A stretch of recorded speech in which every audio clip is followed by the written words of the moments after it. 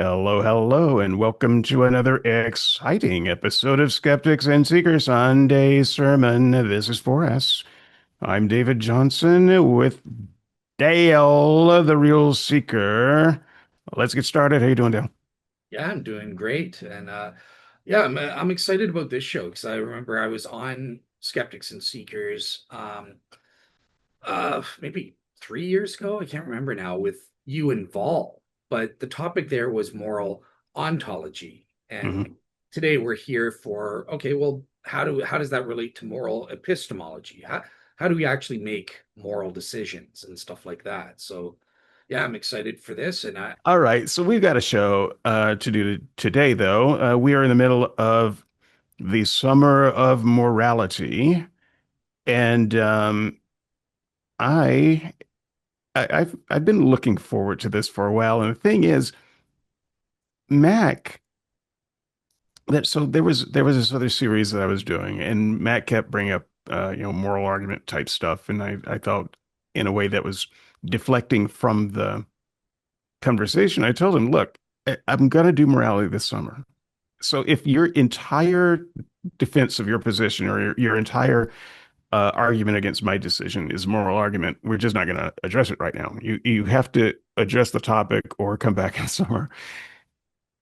He's barely been back. He just got back on the board. I know he's busy and all that, but this is the time to come and hammer away at the moral argument. If your arguments in any way are based on that, if you're going to make arguments later in the year that are based on this, now's the time to do it. I'm open to anybody coming and defending it, right? I think the moral argument is probably one of the best arguments for atheists out there. It's easy. I think it's one of the more important arguments for Christian. We both have reasons to do shows on this, and so I'm open to opposing viewpoints on here. I'm glad that you are here. I wanted you to be a part of this so that I can at least have one uh, Christian in the scholar you know field to talk about to give the best Christian position on this. And the other reason I wanted you to hear for this is because Christians like William Lane Craig and will like every other Christian on the internet who talks about this majors in moral ontology. And the moment you bring up moral epistemology for a Christian, they're gone. They're going to have nothing to say about it. That's no, we're talking about moral ontology today. But they want to talk about secular epistemology, atheist moral epistemology all the time. But when you try to ask them about it, no, we're here to talk about moral ontology. It's a head fake. It's a tactic. It's disingenuous. And so roping a Christian in to talk about the subject that no Christian wants to talk about is was a must for me this summer. So I very much appreciate this. It's good that this is kind of in the middle of the summer because it's a kind of a centerpiece of the the I know series. you did do a show on moral epistemology with David Russell. Did you find that he didn't like answer the questions you were looking for? Or No, I find look so I admire David Russell for a lot of things. Um, he's not opinionated enough in a way with a strong uh, opinion on these things to make it stick. He does a very particular kind of show that's very appealing to a particular kind of person. But I think for topics like this, you have to have um, type asshole hosts who are also very smart to really take the position on, and that's not David Russell. Right? He's better than both of us. He's a better human being, and unfortunately, that makes him the wrong person to to do moral epistemology. okay, okay, fair enough. Okay, yeah, I thought the show was good actually from what I saw and stuff. I thought No, I mean, look, every show with David Russell is a good show. It just you need to go a little bit further. You need to be able to press in there to find the sore spots and press them and force. the conversation to the next level of thought. And I think you and I have a way of doing that because we know each other well enough by now. I know where your weaknesses are, you know where my weaknesses are, and we're not afraid to pour salt into them. So that's the stuff that we want to look at. The other reason I wanted you to do this show is so that I could have my theories tested. I don't think David Russell would have been able to test my theories as thoroughly. Once again, it's not a statement of his intelligence. It's more a statement of his humanity, I think. Yeah. Uh, but you were less human, so my my theories will be much more tested.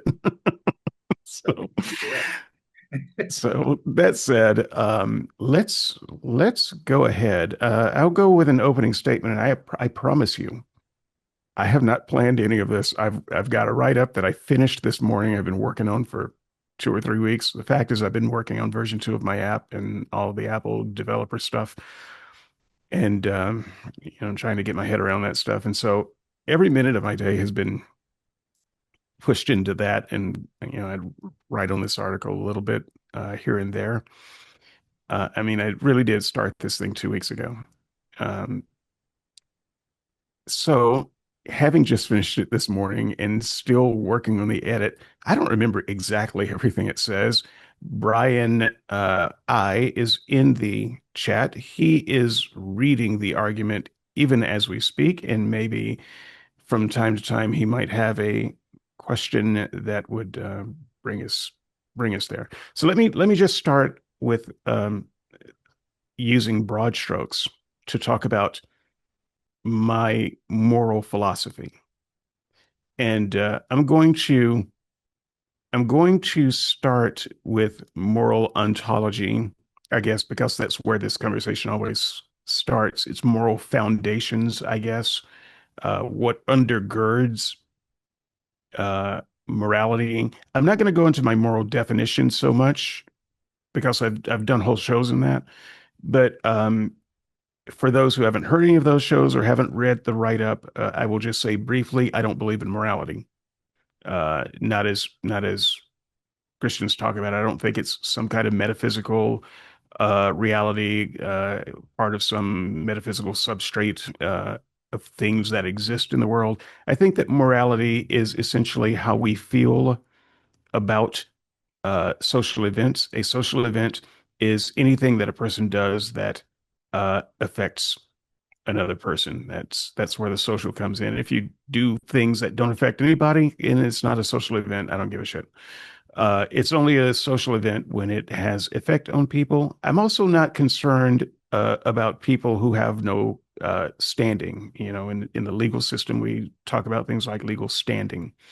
So you might do something, and someone halfway across the world finds out about it, and they get offended. I don't care. And you shouldn't care. They have no standing in it whatsoever. So a person that might actually be affected by it is someone who has standing in that sense. And so that's what makes it more a social event. How the person affected about it feels about what you did is basically what I call morality.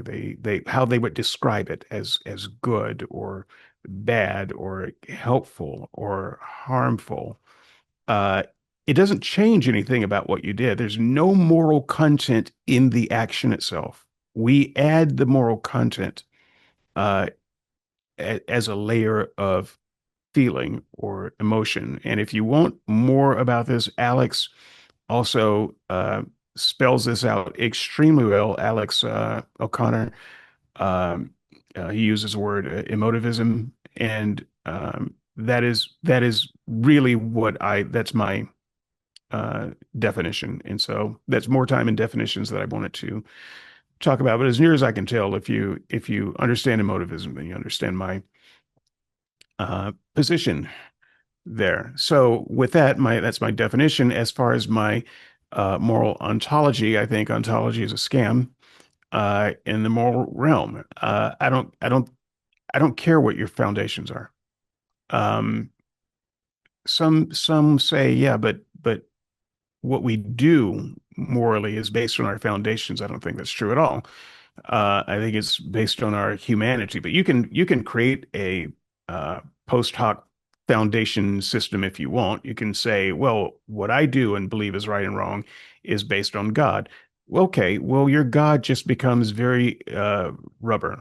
He's flexible because the things that you think are right and wrong are the things that, certainly he thinks are right and wrong. And so it's just a kind of a post hoc rationalization that you are somehow submitting to a will for your moral understanding of things. No, you do things that uh, seem right to you, and then after the fact, uh, kind of apply that to God. I'm not saying that you don't use God as a part of your moral identity, but I don't believe that anyone has any kind of undergirding moral foundation of that kind. And even if you did on paper, you don't in reality.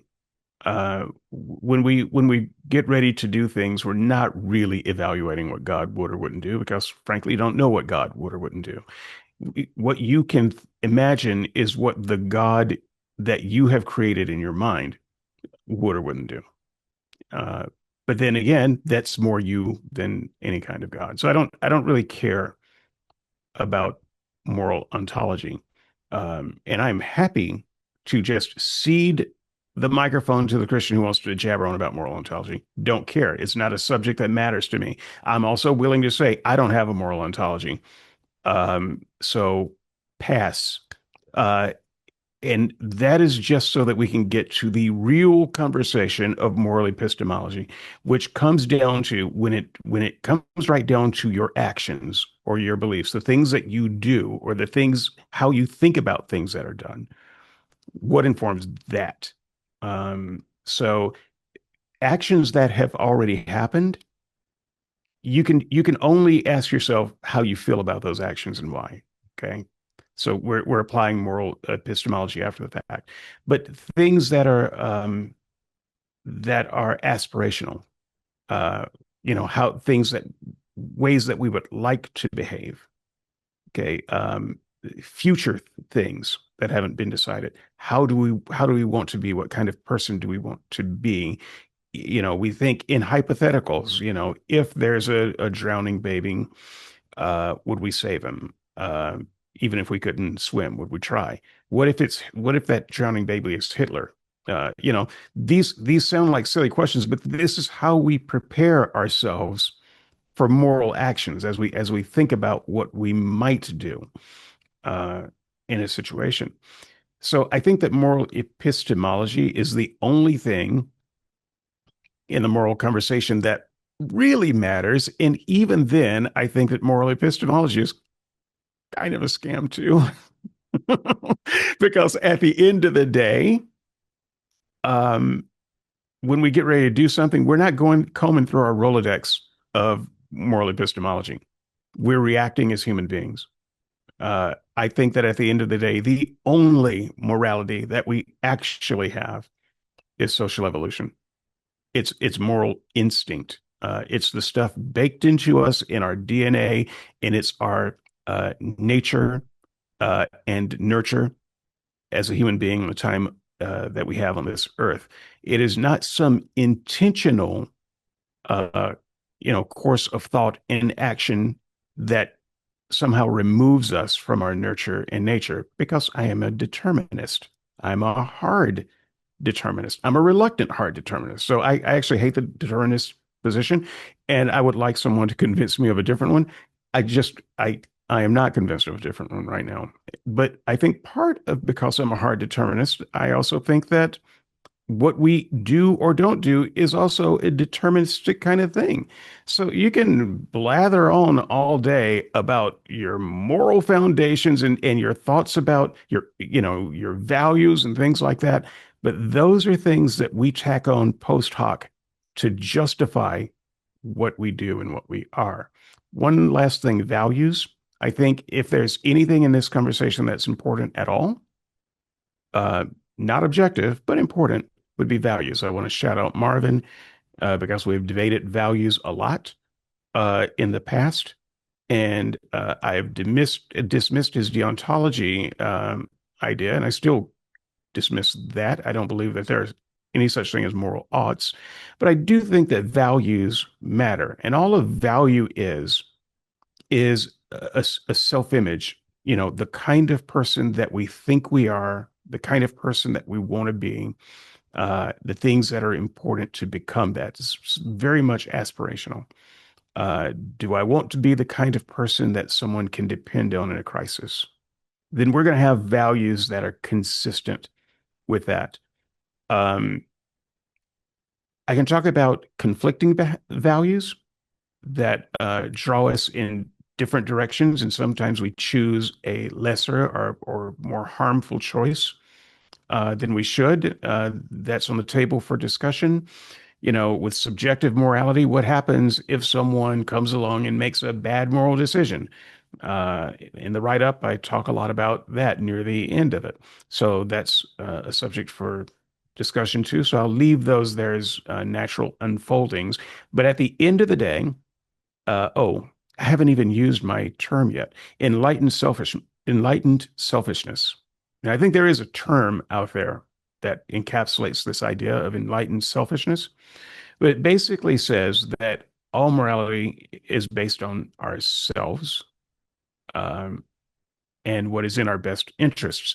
However, if it was just that, then we would have chaos. But it's not that. Enlightened selfishness will cause us, because we are social creatures, because of the type of creatures we are, to prefer things that benefit the social whole. Because we have had thousands of years, a couple hundred thousands of years of evolution where the human species has tried everything. And we have a pretty good library of knowledge right now of the things that end up being good for society and the things that end up being bad for society.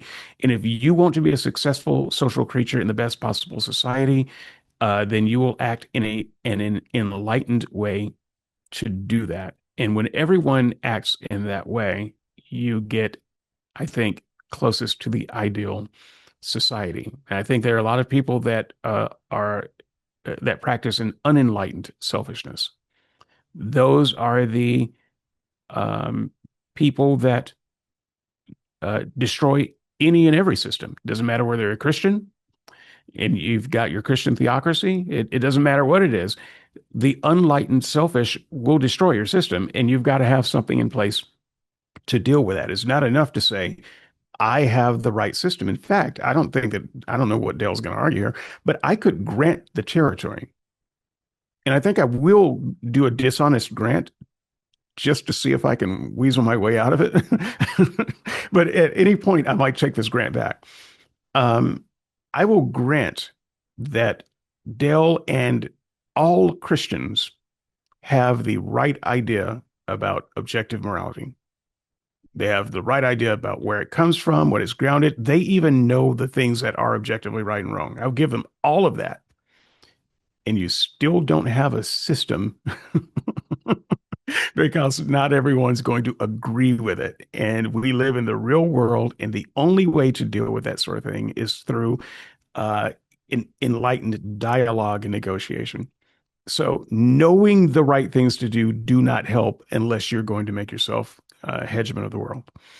Um, so I think that's enough talk. If I actually had an outline, it would have been much shorter. But that gives you some brief idea of the things that I talk about. You should have enough red meat, Dale. But before you get into the red meat, I would like to hear your version of morality too.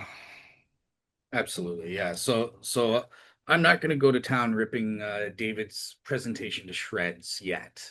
This is going to be kind of my independent case. Like, how do I answer this question as a question on, sorry, as a Christian on moral epistemology? How do we make moral judgments and decisions and stuff like that? So, to start off with, I know David says it's irrelevant, but in my case, I do believe moral ontology is a relevant question, and a relevant issue for how we actually make moral decisions. So I'm just very quickly going to go in and describe my moral ontology without going into too much detail on it. But basically, I believe that morals have a deontological basis, which is kind of a rule-based thing, and a teleological basis. So that's meaning a goals, means ends type reasoning to achieve some kind of worthy goal and that sort of thing. So when it comes to morality, and there are certain things, there are values and then there are value judgments, right? So what are values? First of all, I would say it's the qualia, or this feeling of significance. And we have different types of values, right? We have epistemic values, we have aesthetic values, beauty, stuff like that. And then we have moral values. And moral values have this distinguishing feel, this distinguishing qualia, that I think will be relevant to what David is talking about in his view with moral intuitions and stuff like that. But we also have these value judgments and stuff. And that comes into play of, okay, on the basis of our values, how do we reason morally to come to a decision on what we do? So in the first place, what are these values and value judgments grounded in? This is the moral ontological question. And I would say God. So I take a view that I call theistic moral dispositional realism. So morals are objective, you might say, in the sense that they're not grounded in any individual human person's feelings, emotions, beliefs, thoughts, desires, anything like that. That is not the grounding or the foundation for these moral values and value judgments in and of themselves. Instead, I think it's grounded in God. So the way I see it working with theistic dispositional realism is that certain events involve, certain things that have certain dispositional properties. These are properties that dispose the appropriate moral agent to respond in a certain way, based on their values or not, moral values or not. So who is the proper moral agent? It's God. It's on the basis of God's moral values. What does he value? Which scenarios or events does he value versus disvalues? And that defines the difference between what's morally good versus not. Now, so he is the ideal moral judge. So that's the moral ontological part of the story here. And that translates to us because we are to emulate our moral judge, our ultimate moral source of values and value judgments. We ought to agree with him. We ought to value what he values and disvalue what he disvalues. And the way we can, okay, well, how do we know what God values and what judgments he would make morally on a given situation versus not? And that's where we get into the epistemology section. And on this front, I basically say we have to be in accordance with the design plan, because under the Christian worldview, God has designed human beings to be moral agents, to be consistent with his moral values, to hold his moral values, and to make the same value judgments that he does on a given moral situation. That's the design plan. So on that front, God has provided us with various means or faculties, such as a moral conscience. So that's, I think, akin to what David is talking about with certain moral intuitions, right? We are inbuilt with certain intuitions that identify God's moral values, and this forms the basis of the deontological, moral ontology there, right? Moral rules. Well, that's just, we have a rule based on the preservation of life. Why? Because God values lives. The moral agent, the proper moral agent, should value life preservation as opposed to taking life. That's something that we disvalue. So that forms the basis of these rules, or what I call higher moral principles and stuff like that. And we are designed in a properly basic way, or intuitively, as David likes to say, to recognize and to value those values. And when we see it's not being upheld, when we see senseless slaughtering of lives, that breaches our moral conscience. And no, that's not something that's valuable to occur. And there are certain shortcut methods. So one of the things that I wanted to say here in terms of moral decisions is I actually agree with David to an extent that emotions are not necessarily fallacious in all cases. This is our emotions, our feelings I think are designed to correspond with our moral conscience and the properly basic beliefs and judgments it produces. So they're connected there. So like emotions are basically a helpful heuristic for, in my opinion, identifying whether a moral principle, this higher moral principle of justice or life preservation or something like whatever the principle is, whatever the value is it being upheld or not? And our emotions provide, I argue, a helpful heuristic way to immediately recognize, nope, something's wrong here. A principle is being violated or something like that. But that's it. So when we get into complicated situations like conflicting scenarios and stuff like that, which I'll address later on in a bit more detail, but our emotions, I don't think, provide us with moral knowledge or to be on a basis to judge beyond just saying, is there a principle at play and is it broken? Is it breached or not being upheld in a given situation? It can't tell us, okay, well, if we have two moral principles which are conflicting, which one's more weighty? What is the actual right thing to do in this given moment, kind of thing? Our emotions don't play a deep enough role on that front. They were designed for an ideal world, so to act as a helpful heuristic. Okay, so great. So this is the design plan, right? But we don't live in a perfect world. We unfortunately we live in a fallen world, and because of that, not all human beings can instantly recognize things. We get into moral dilemmas, we get into moral problems and stuff like that, and we have to adjudicate things where we might not know exactly offhand what to do. So, how in a fallen world do we engage in moral epistemology? So, the first is again, we can use our emotions as a helpful heuristic to the extent that we are properly functioning. And I would say in a lot of moral matters, people are properly functioning. You know, most people recognize it's wrong to kill, or that it's wrong to commit fraud. And you know, these Indian scammers scamming old people out of their money. Most of us just at this properly basic and intuitional level, valuational level, recognize that's wrong. So these are still at play, but they're not infallible. Sometimes these avenues or means of gaining moral knowledge fail us. And on that front, we have other aspects to do. So we have moral reasoning. Moral deliberation is a way we come to gain moral knowledge. And on that front, when we're faced with oh, David thinks it's cool to slaughter Christians or something like that, and I think no, you shouldn't do that.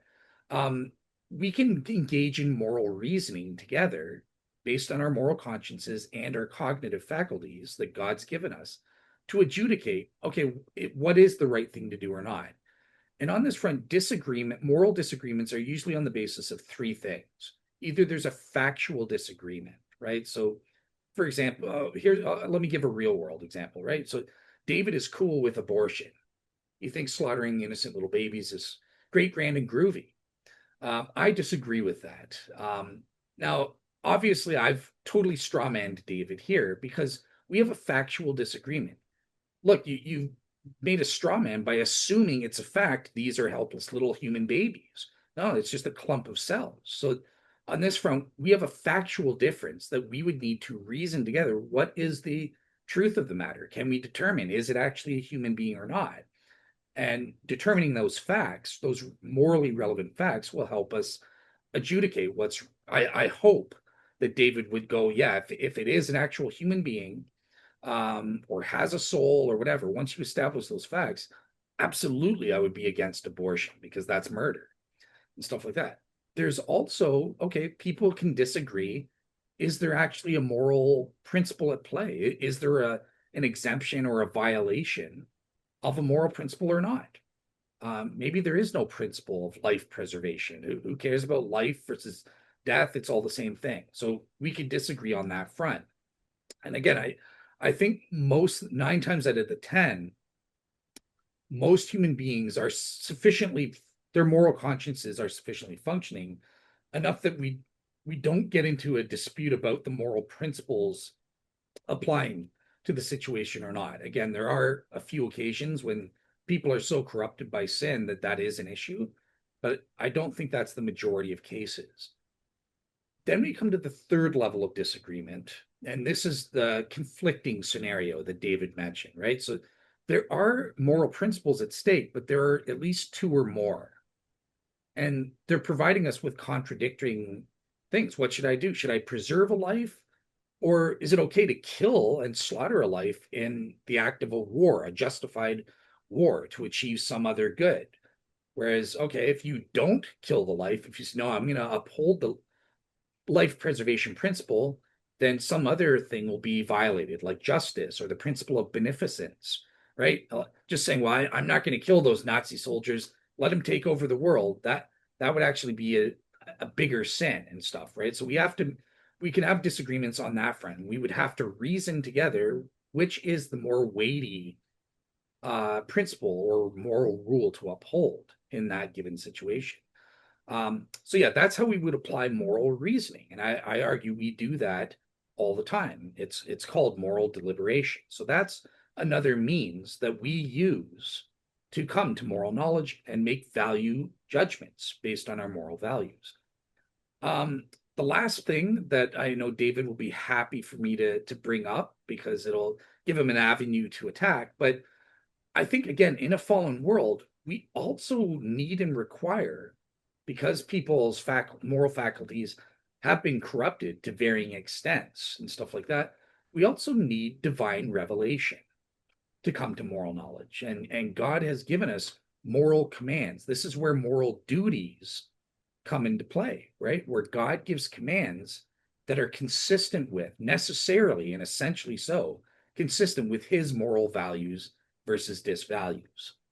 And again, he's essentially a morally perfect being, obviously by definition and stuff like that, which is the moral ontology question. But these commands and duties, they aren't just arbitrary. They aren't just, I'm gonna invent kosher rules or something like that.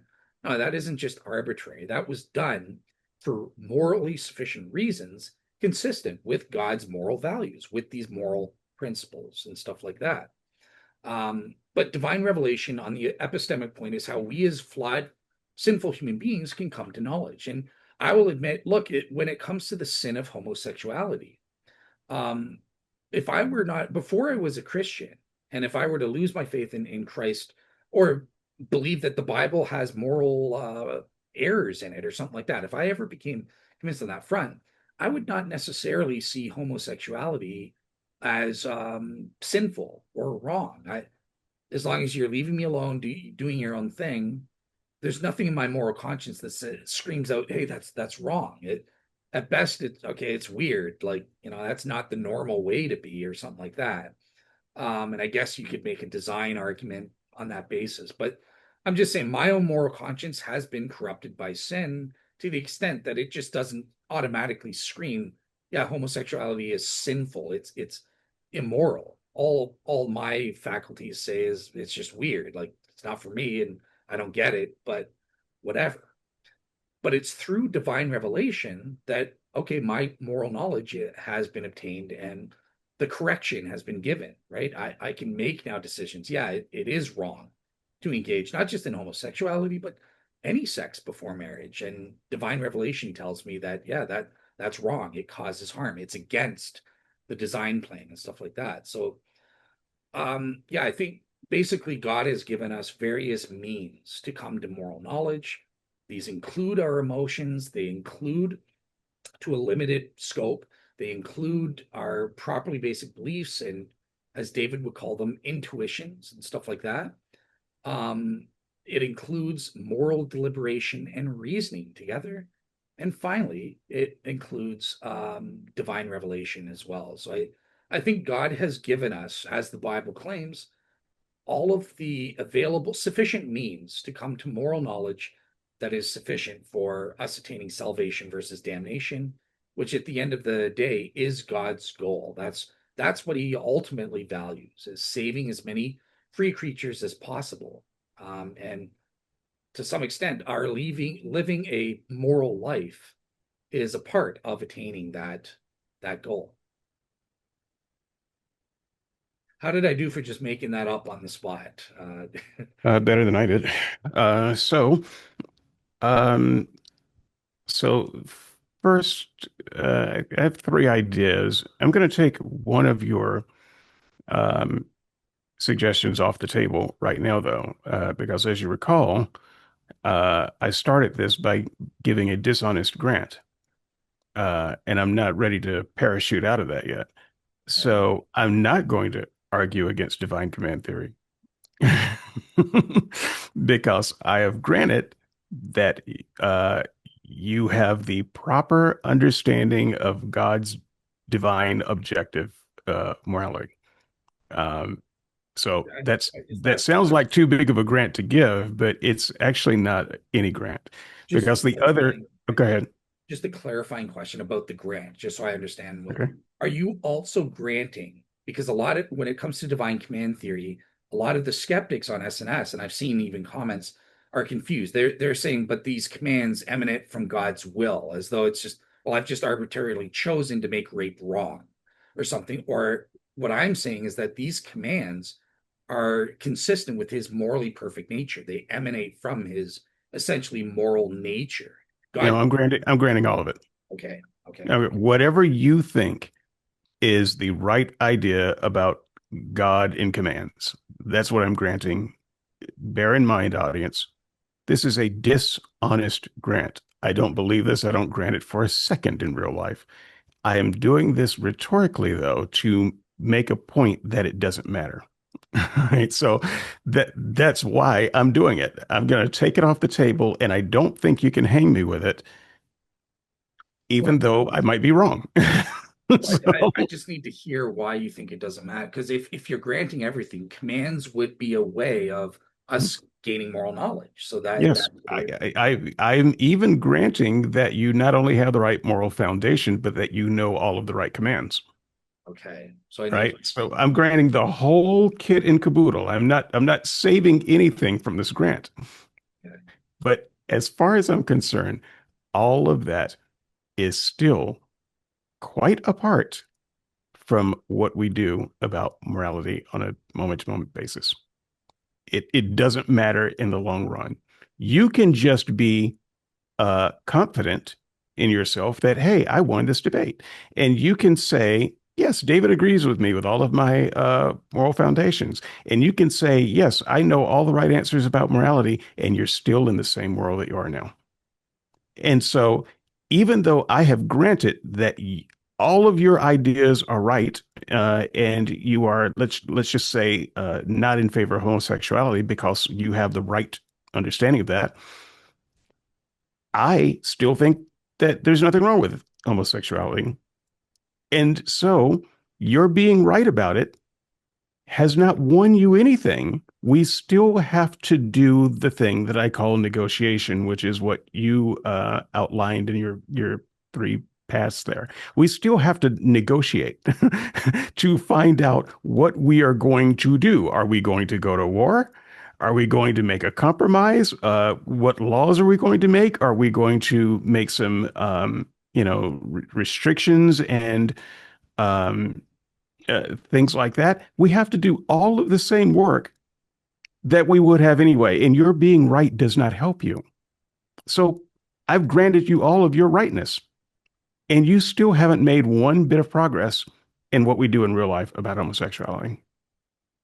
Okay, so two responses. So the first one is it does help me, right? When I've gained more knowledge, it's going to define how I act and how I do. So that is a relevant moral epistemic point. But as to Right, but I call that out specifically. You win.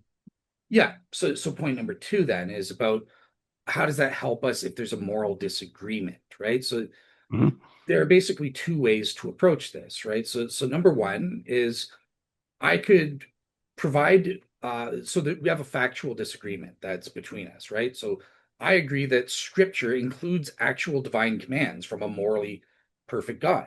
So I could try and establish those facts with you through No, reasoning. no, I'm granting that. I'm granting your facts through scripture. That's part of the divine command. So you don't have to convince me of that. Okay, and you're just saying you so the disagreement would stem from one of the other two things then. So, Sure, I could. Well, the disagreement could also stem from I think your God's a monster, and I simply have a disagreement with the divine morality giver. so then I let's have a disagreement with lawgivers all the time. We have lawgivers right now. They have more power than me. I disagree with them. They could crush me like a bug. So just because your God has given you objective commands that are absolutely correct, I still think that they are bad because he's bad. Right. So I'm not arguing the objectivity of the commands. I'm arguing that it's a bad world where such a God uh, uh, exists so that what I think is bad is good. So you don't have to convince me on any of the points. but I simply see him as a very real ruler that I oppose.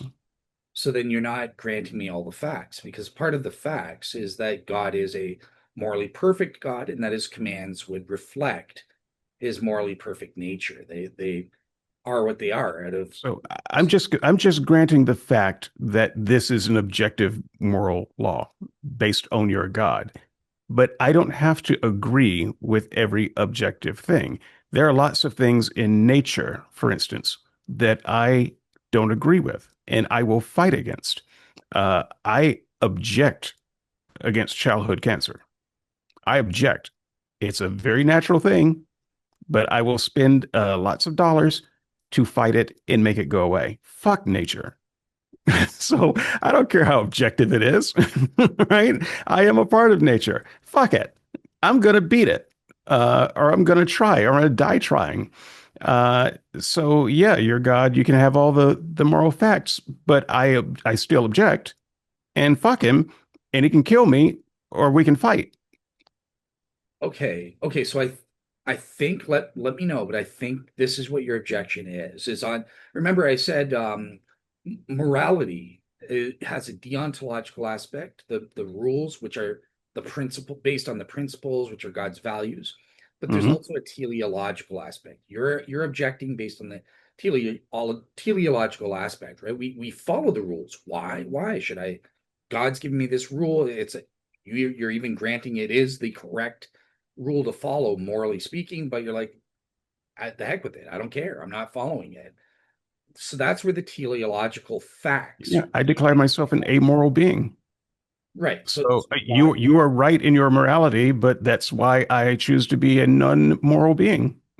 So, So so I would try to convince you again of the fact. It's a factual disagreement here, but I would say that no, you ought, normatively speaking, to care what God and follow these commands, because there is this end goal which mhm. you have been designed for your ultimate benefit, your maximum well-being will be achieved by following these moral rules as well as whatever to achieve this goal that God is trying to get with these moral rules in part. Exactly.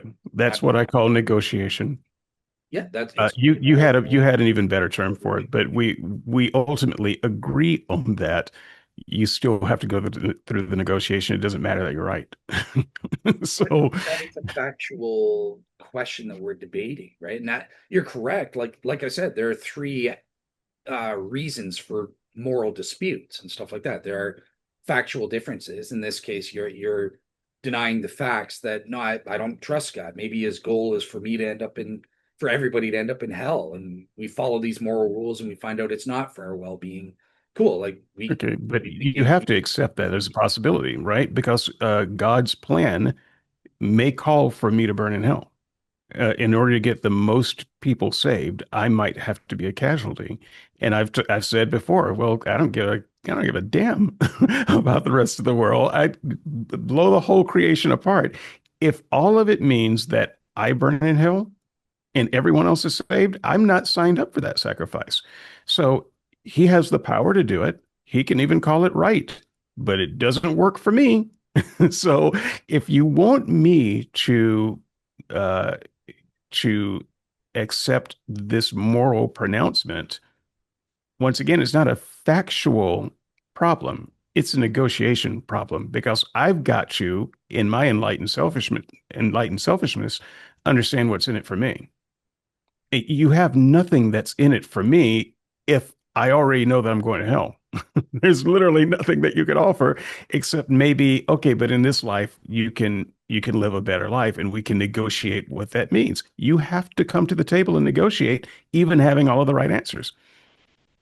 So fair enough. And I believe it or not, as I argued to you, is Christian in our show, is Christian salvation worth it? I agreed with you that it makes sense for human beings. There has to be, look, God's goals are mutually beneficial for everybody.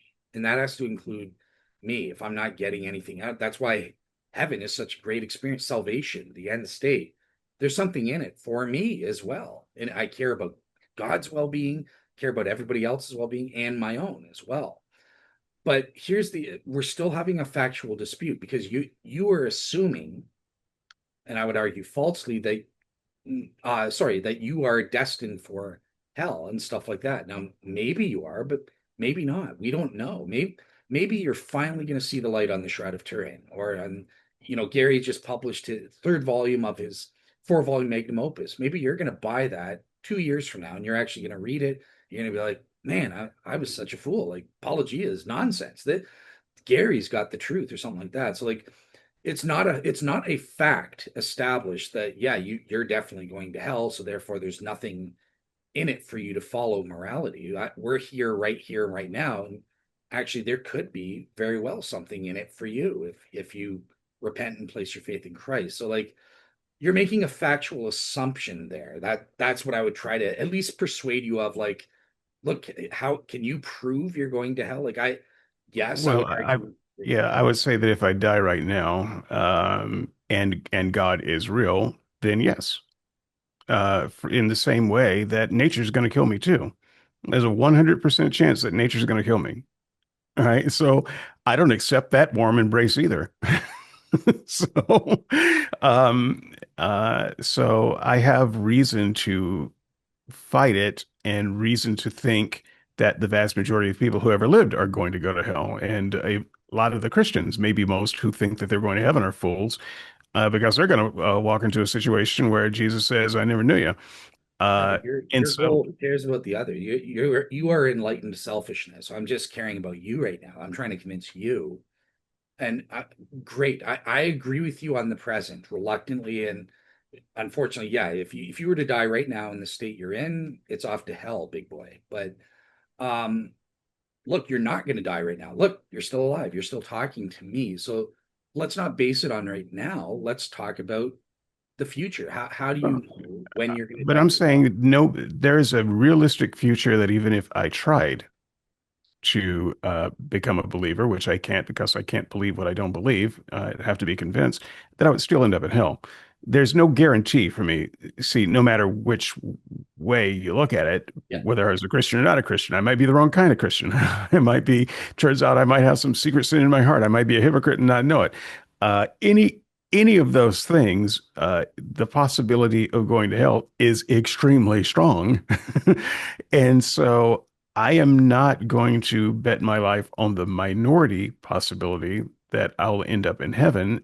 And furthermore, my enlightened selfishness means that I need a community to survive. I am not a lone wolf. And so I'm going to try to convince as many people as possible to side with me so that we can build the best life that we can have here at this time. Yes, God is real, but we have no guarantee of following him. He still seems evil to us. We understand that our heart is wicked and whatever that means, but our heart is our heart. And you know, as things stand, he's going to kill us all right now. Imagine that Satan felt the same way in heaven. I'm out of here. 30 of the angels decided I'm going to go with him because he makes some sense. I'll be that guy. Call me Lucifer number two. But it would be enlightened selfishness to oppose that God and stop his plan than to go along with it and most likely burn in hell. But okay, so it's not a fact that most likely, and in fact, I would argue, since you've granted me everything, including the Bible, this divine revelation, Yep. chances are by you changing your life, right, by repenting, turning your ways to live consistently with his moral rules, we know for a fact by starting down that path, you will be saved. It's 100% because God promises all people that follow his commands and stuff like that, he will bring you to faith eventually and stuff like that. To where you are. Let's say that I would be saved. Let's say that God made a deal Let me with just me. finish. Let me just finish. Okay, go ahead. I just want to sound smart, so let me finish this one thing. But Let's see, how much time do we have? Uh, it makes more. It makes more sense. Shut up. It makes more sense to live. now I know why we stopped doing this. You see, you know that in order to get to the goal, according to divine revelation, which you're granting me, you've got to follow the design plan. Mhm. Living consistently with the moral principles is part of the design plan. So all you're doing, you're increasing your chances. Plus, we've got that promise from God. Like you do these things. You be what I call a real seeker, but just to not bring that up, to live consistently with what the Bible is asking you to do, then he will send you the Holy Spirit and bring you to faith. It may be 2 years from now, it may be in his timing 5 years from now or whatever, but you can know right here, and it's a 100% guaranteed given divine revelation that it's a fact. You will end up in salvation sooner or later. You will be saved. It might not be today or tomorrow, but 10 years from now, you're going to get it before you die. So it makes sense to follow it, even from an enlightened, selfish perspective. Yeah, I can't give you that grant. I think that's a step further than the grant that I give. I give the grant about moral reality, and God's hand in moral reality, but not all doctrines regarding God, because there are plenty of Christians who would disagree with you on whether all of that would make me saved, considering the millions of Christians who will not be saved and who don't even know it, who think they have the Holy Spirit but don't. And so I could be one of those. So that I don't grant that there would be a guarantee, but I'm going to give you a scenario where God does give me a guarantee. Um, and he says, "Look, David, you're a force of nature. I can't have you working against me. So if you side with me, I'm going to bring you to heaven. Or if you don't side with me, but just don't do X, Y, and Z, I'll still bring you to heaven. You know, we make a deal, we negotiate. First of all, I don't know that I trust him because the God of the Bible doesn't seem to always work with absolute honesty. So I may not be talking to God. I may be talking to the lying spirit that he keeps on his staff. So that's something I always have to bear in mind. But let's say that I am convinced that I'm talking to God and that I would go to heaven. That's a powerful um, incentive. However, I would have to consider that all of my friends, all of my society, all of my community would still be ravaged by this God. And so I would betray uh, everything that I hold dear and everyone that I care for a carrot. And even on this earth, enlightened selfishness would say, don't do that. Um, you know, if Hitler comes along and says, yeah, I'm going to take over and I'm going to kill everybody in your city, but I'll save you if you help me. You know, the deal that Rahab got, you know, if you, you know, do this, hide us, I'll save you, even though we're going to kill everybody, you know. That's a bad deal. And she was a bad person for taking it. I don't want to be Rahab, even if there's no heaven and hell at risk. I'm not helping Hitler. And so I would still have to evaluate whether helping God to go to heaven would be, at the end of the day, the best thing for my society, because enlightened selfishness is not just about me. I'm a social creature, and I will not be a very fulfilled social creature if I betray everyone I know and watch them die, and then praise the one who did it. Okay, fair enough. I again, I don't really have a response to this because you're basically just denying the facts. So like it's just a factual dispute where, okay, I would need you to convince you that what I'm saying is actually true, that what No, the Bible says about guarantee I'm or saying that I would be Lucifer. Lucifer knew about God. Lucifer did not dispute the facts. Lucifer uh, disputed either his position in his world or the character of the one who was standing above him. We don't know what he rebelled against it. There's no detail there. But I'm saying I would be Lucifer. I'd have Lucifer's knowledge. Um, but if I have free will, I'm not disputing the facts as you call them.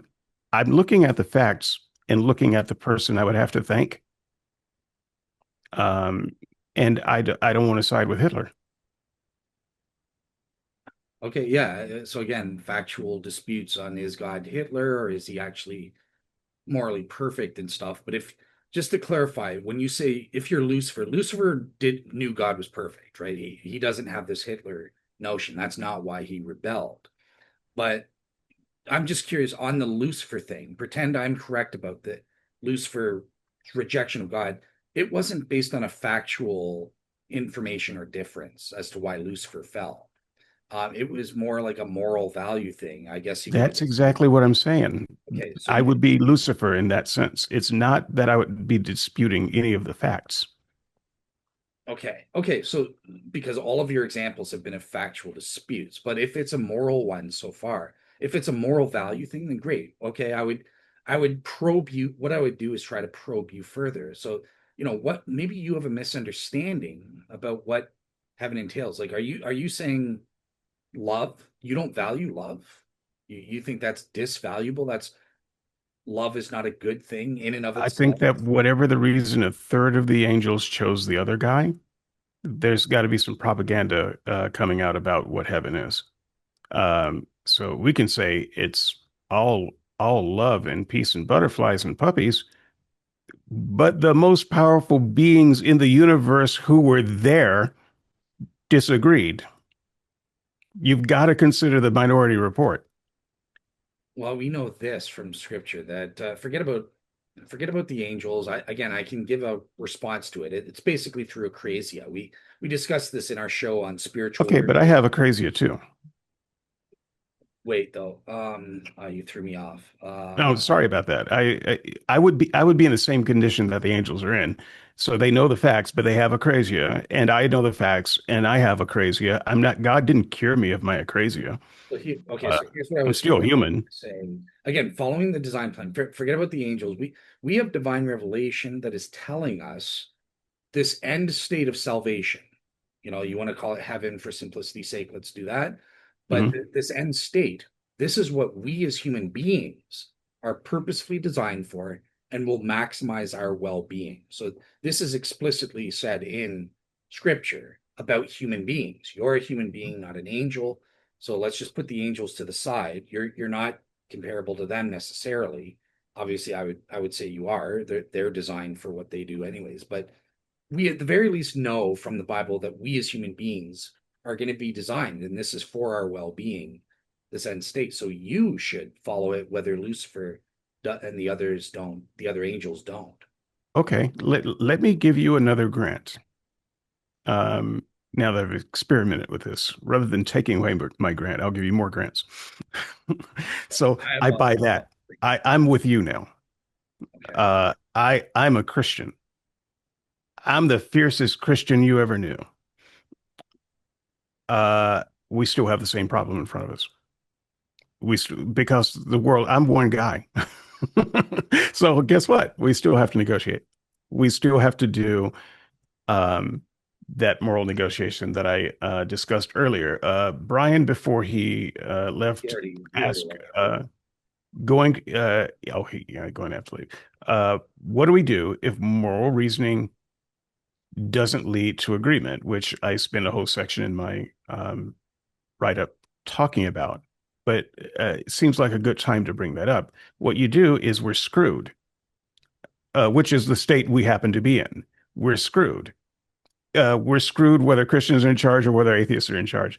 We're screwed if we can't come to moral negotiation. There's no way out of that on either side. Being right doesn't help. Remember now, I'm on your side. I agree with you, and I still live where I live, and the world is still what it is. One more Christian, we're still screwed. Um, so I have no political power. I have no real voice, not even on the internet. Um, I will be forgotten in, maximum after my death. 100 years, there will be no records of me in history. My birth certificate will be done. No one will remember me. Doesn't matter.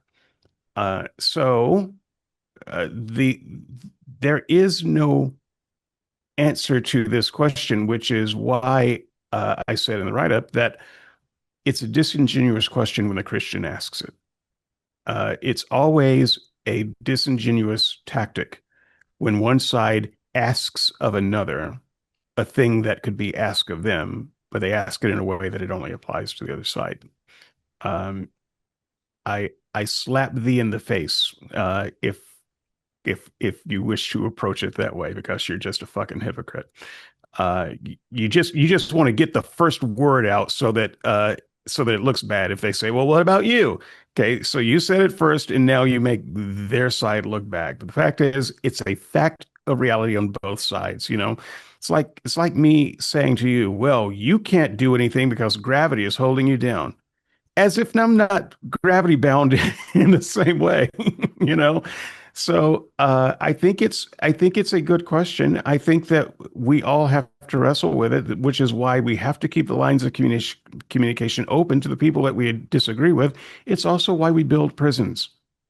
It's also why we as limited human beings build electric chairs. Justifying hell, quarantine. Yep, yep. I It's totally it's it's agree. why we well no, I'm not. I'm justifying the things that humans do, and I disagree with prison, and I'm no big fan of the death penalty. The only reason that I temporarily grant that we do it is because we have to. Because we have no other means of doing it. One day we will be able to, put it in the form of a pill. Have a criminal drink the water, swallow the pill, and they're not a criminal anymore. Okay, that might happen. That would be better than prison or death penalty. I'd like to see that. That's not perfect either, but I would rather see that than prison or death penalty. The only reason I am in favor of those things is because we are limited, and what we can't do is have disruptive forces bouncing around like a cannonball, exploding everything that it touches. We have to stop it.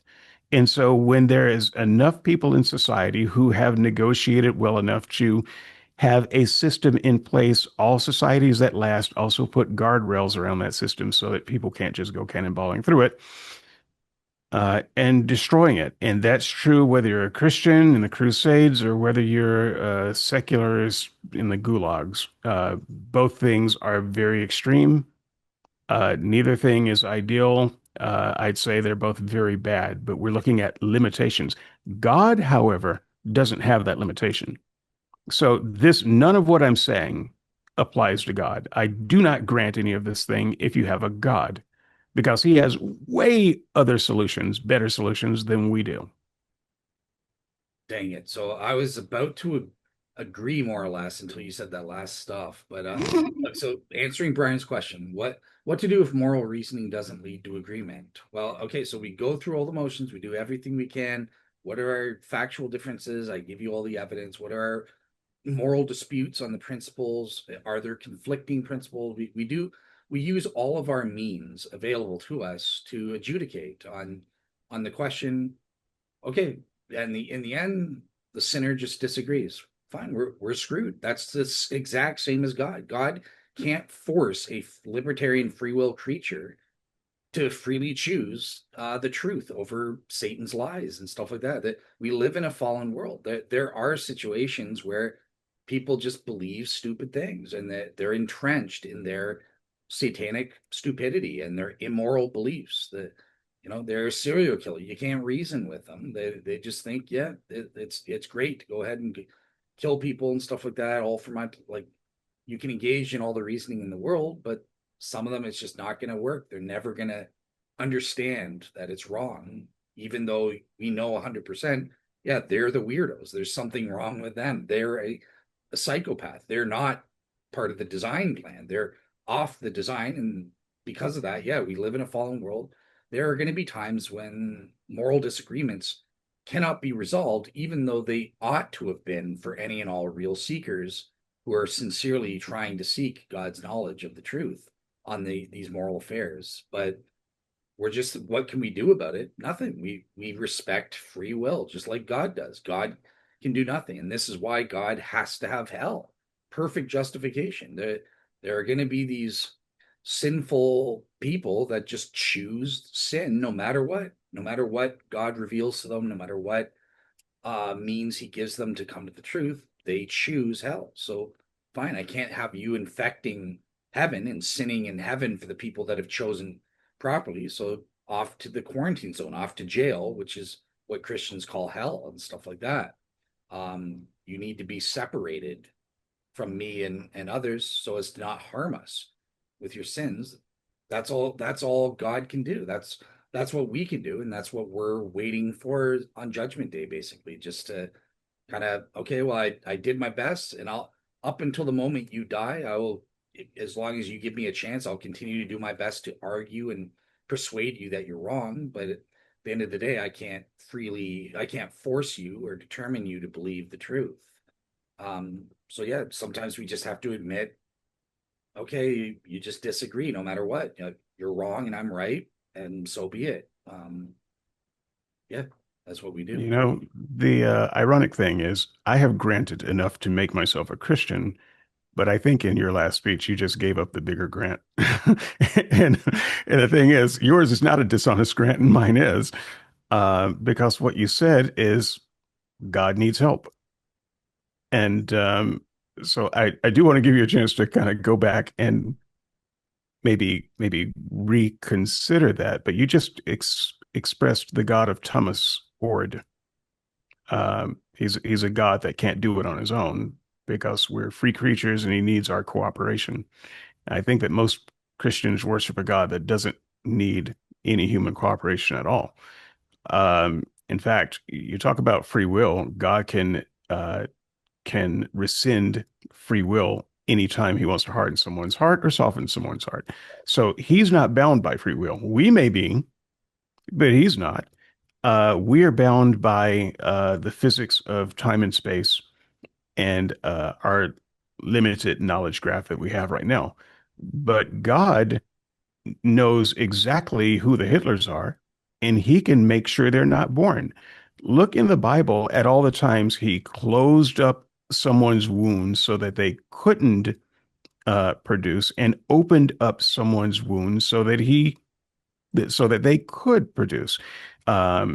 You can even think of, as a punishment, God kills David's sin baby. Um, he kills David's sin baby, doesn't want that one to grow up for whatever reason. He could have done the same to Hitler. Could have done it before Hitler could have just been a miscarriage. Right. So God has all kinds of options in front of him that would avoid our trap of quarantine or killing. He doesn't have to do either one of those. Okay, so God is bound by his own essentially logical nature. He cannot do the logically impossible, such as determine what a free will creature will choose to do. Now, making free will choices to repent, to place our faith in Christ, there are certain conditions for our salvation. These need to be satisfied by human beings making a free will choice on their part. Um, so yes, God has the power. He's not bound by our free will in the sense that he can turn me into a robot or something like that.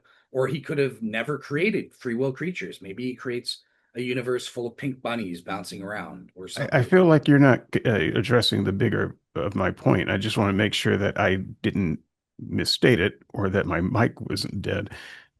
God has the choice not to have us be born at all. He has the choice so that we could have been a miscarriage. This has nothing to do with free will. These are things that God But did he and does. does all the time. So Yeah. this is not inconsistent with his nature. No, but it has everything to do with free will, right? Because God's goal is not just to save an individual specifically. He's not a respecter of persons. He's trying to save as many free will creatures as he possibly can. So Well, but if we yeah, lose more babies in miscarriage hold on. by a lot than we do Here's in the great abortion, thing. right? Because of those miscarriages, more people will be saved. because Hitler was not miscarried, more people will be saved. Can you tell me how many souls are freely choose salvation in this world versus the world where Hitler was miscarried? We have no idea. I can't do that any more than you can tell me. So So that's that's then you can't make a claim then. Then your claim fails is the point, right? That's the Mullen well, speed kind of thing.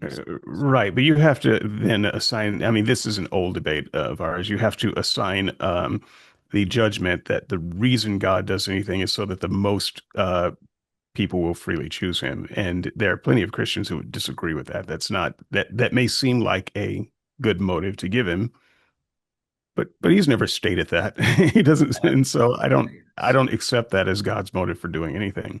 He's stated it pretty explicitly. Yeah, he doesn't use those precise words, but I mean, what else does it mean when he says he desires that no one should perish? That's meaning, hey, I want as many people, I want everyone to be saved. That's my desire. And yet people will perish. So it couldn't mean that. So Why I couldn't don't, it, why will people perish? Because of their free will. I know Mac's going to disagree with me. That's fine. I'm not a Calvinist, right? But like I said, you only have free will if you're here, and God decides exactly who's here. Um, we don't decide that. So it's okay. So so we're getting I, down I'm gonna give an aside here. So your discussion that you hosted between Phil and Mac, I'm not done with all of that. They're in their exchanges, and Mac is now in his place where he's leading the discussion. That's where I am in the, at the time of this discussion, where I am in the okay. debate. But we talked a little bit about that at the beginning, and I feel like I want to bring some of that Um, in. okay, can we do it after it? Because I have an objection that I wanted to raise against your Okay, yeah, that's fine. Because this is really an aside about God's power to do things and free will. And so if we do an after show, we can talk about that. okay. All right, cool. So yeah, so okay. So here's something that I think is kind of a contradiction or an inconsistency in your moral epistemology, right? Because Okay. you even stated you go for the cosmic skeptic, emotivism, right? So Yes. moral values and judgment, they're reduced to our emotions. That's Yes. what they are, ontologically speaking. And you mentioned that translates. So obviously, yeah, through introspection, I know my emotions. That's a do I feel yay the murder and yay the Holocaust, or am I nay the Holocaust based on my feelings? A yuck Holocaust or not? Kind of Yes. thing, right? And you also talked about intuition. So these are things that you describe as ways we come to know things in the moment. Now Yes. the problem is with you is that you also talked about moral reasoning, or what I also termed moral deliberations. And that to me on emotivism is not possible. There is no moral deliberations or reasoning. We according to you, we never make moral decisions or come to moral knowledge through that means. It's always this immediate intuitional emotional thing. That by definition, that's all your thing can allow. And No. that's why I thought my No, book, that misses half of my uh, that but misses half of my whole thesis. okay, but then that doesn't make sense. How could emotivism be true if we come to some moral knowledge through deliberations and stuff? Are we deliberating about our emotions? We just immediately feel it and know it, right? So there, Yeah, it's always our emotions, but that doesn't mean that we don't have moral deliberation. So when there are two times when morality is applied, the first time is after the fact or maybe in the moment. Okay, we don't have time to deliberate. We do what we do. But then there's also moral uh, aspirations of what kind of person we want to be, what kinds of society we want to form, and that's when we do the future thinking. That's when we have time to do slow value judgments. We can think about what's important to us, what should be important to us, how we want to uh, act in a given situation, how we want others to act, how we get there's that moral deliberation, as you call it. That's a part of it as well. It's just the slow morality versus the fast morality. It's the future morality versus the past or immediately present morality. And so you can't they both work together. You can't just say that it's all compressed to just things that have happened in the past or things that are in the moment. Well, here's the thing. So that I understand you're trying to argue that deliberation and reasoning applies to the enlightened portion. This is primarily factual, though, right? It's a okay. We're saying let's dispute the facts. If we install a water pipe and a sewer, will that lead to this beneficial end result? And then Yes. you're saying, well, is that moral or not? How do we feel in the sewers? That's a good thing. I feel good about that, so therefore it's good. But the point that I'm trying out is the other two sources of moral deliberation, not just about the facts, but actual moral deliberation, debating, is life preservation valuable or not? And or in the case of conflicting moral values and stuff like that, your technique, enlightened selfishness, provides no way of adjudicating on that. In fact, you have to Yes, it deny does. this aspect of our moral Give lives. give me an example that you think my method couldn't work with. That it couldn't work with. So, Yeah. yeah, so I mean, kind of what we were talking about. So, like with heaven or something like that, you are saying that you just disvalue that, right? So you're kind of denying one or more of the moral principles or something like that, or sorry, that was I guess more on the hierarchical level for you. You're saying there are Yeah, other. give me at least a practical example of something that you think your moral deliberation could wrestle with that my moral emotivism couldn't. Okay, so granted the killing of the Canaanites or something like that. Obviously Okay. this is a case of Well, conflicting moral principles or values, right? So yeah. we value life preservation.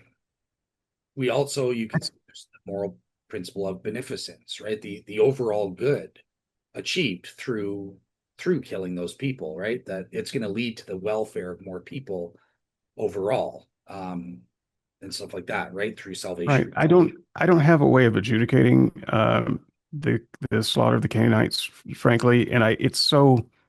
I mean, I don't even believe it happened, honestly. So I don't. But I can, if you don't mind, and maybe you can help me craft a situation that is a little bit closer to home. If the current Israelis decided that the way to deal with their immediate problem is to slaughter all of uh, uh, Hezbollah, no, Hamas, and therefore all of the people living in Gaza, which is a thing that seemed like they were interested in at one point. And I get it; they're very upset over what happened, and a lot of that's understandable. War is hell. Um, but if they actually had tried to carry out the slaughter of everybody in Gaza and just take over that land by divine right, That's a great example. Yeah, um, because yeah, that's a great example because yeah, there's two. Look, let's pretend the facts aren't at play. Like, yeah, we deter Israel determines. Yeah, if we by committing genocide, we can take out Hamas. If we don't commit genocide, then Hamas gets to stay in power. Let's just pretend exactly. those are the facts. Because they wouldn't, practically speaking, they have no idea who is Hamas. The women and children who are big enough to hold a gun could very well be holding a gun. Yeah, it Um, doesn't matter. Like I'm you have pretend no the idea. facts just are that, right? So I'm taking the fact because that's where deliberations can come in under your model, right? That's the enlightened Yes, part.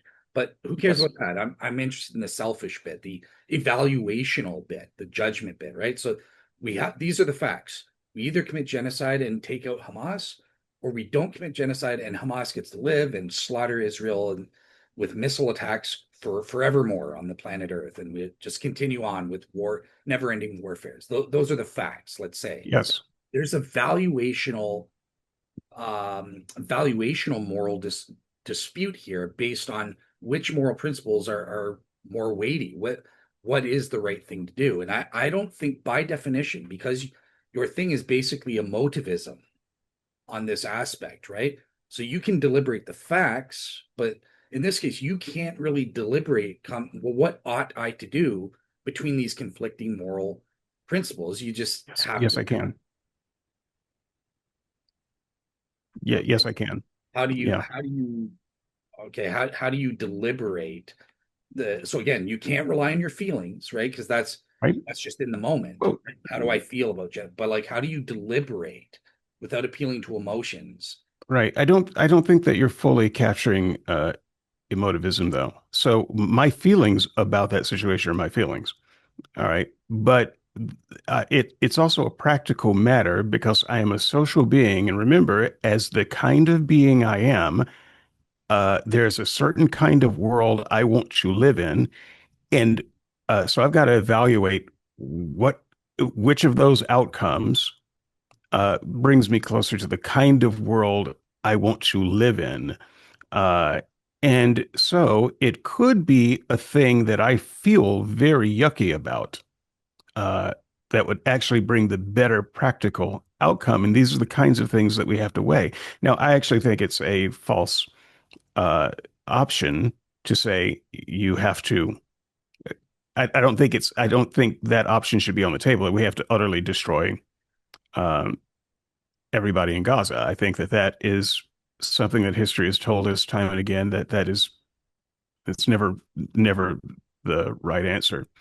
Um, and so part of social evolution, when that option goes on the table, we can just look in history at genocides and say that's the wrong answer. That's never going to get us to where we want to go. Either side, that's never going to help us get us where we want to go. So that one should almost automatically be off the table. So if I want to live in a world where there are fewer terrorist attacks, and I'm looking at the two sides and I'm thinking, well, let's go with Israel because there's less chance that there are going to be terrorist attacks around the world than if we do nothing with Hamas. So I might do, in fact, very much what Trump and other presidents have done: have a strong show of power, have a political bias toward Israel, because that's ultimately going to get us the world that everybody's going to be able to live in. It's not about being in favor of Israel's religion. It's not about giving a damn about their religious claims on land and territory. It's about which one is going to get us fewer planes flying um, into skyscrapers. And I think that we can make that kind of decision. And then we can also, that's what everybody wants.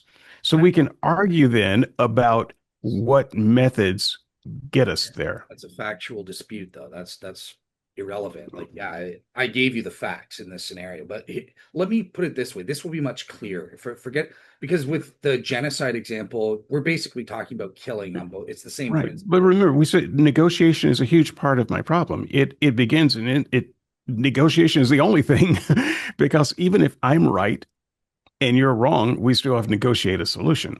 So um, I might have to give up some of the things that I feel very strongly about to keep planes from flying into buildings. You can't use my moral philosophy and also get rid of the negotiation. Okay, just on the factual level, though, how would where there's two or more moral principles that are conflicting, where does the deliberation come in? Because it just seems like all you have is in the moment emotion to make that judgment. So like, for example, abortion, right? So here are Uh-huh. two different principles. So that there's the principle of life preservation, right? Mhm. Forget about the facts or something. Let's pretend the facts are agreed upon, because I've heard some people actually say this in real life, where it's like, even if it's a human, pretend it has a soul, I'll grant you the facts. It's a I've said it. they're still like, I value the principle of autonomy, the woman's autonomy. It's more important than the baby's life. Yeah, slaughter the little baby because that woman's autonomy is more valuable, more important. I don't see how you could allow for a moral deliberation on the valuational level, because for you, emotivism just entails, no, you just have to have this emotional thing. I emotionally like autonomy more, I like that. I'm more happy with that than I am with this or something. It's on the basis of emotions in the moment is all you would have under your system. Okay, let's say that that's all I have in the moment under my system. That doesn't mean I pick up a gun and start shooting uh, people on the other side. I still have to negotiate. None of your scenarios are going to bypass that part of it. And you say it's a factual dispute, but I would say that you're not including all of the facts. If the only facts you consider are whether that's technically a human or not, that's alive or not, those are just some of the facts. We also have to consider the facts about the social impact uh, of having those babies and turning them loose on the world when they just in less than 18 years, in 14 years, they become the monster that rapes and kills your wife. Um, that's also a fact, right? So we have to consider lots of facts in that. We have to consider the kind of world and care and so forth that that person is going to give. Because if the only fact you consider is the idealized version of at least that one didn't die. Oh yeah, the society is a shithole. No one can live in it, but at least they didn't die as a zygote. Well, I don't think you're considering all of the facts.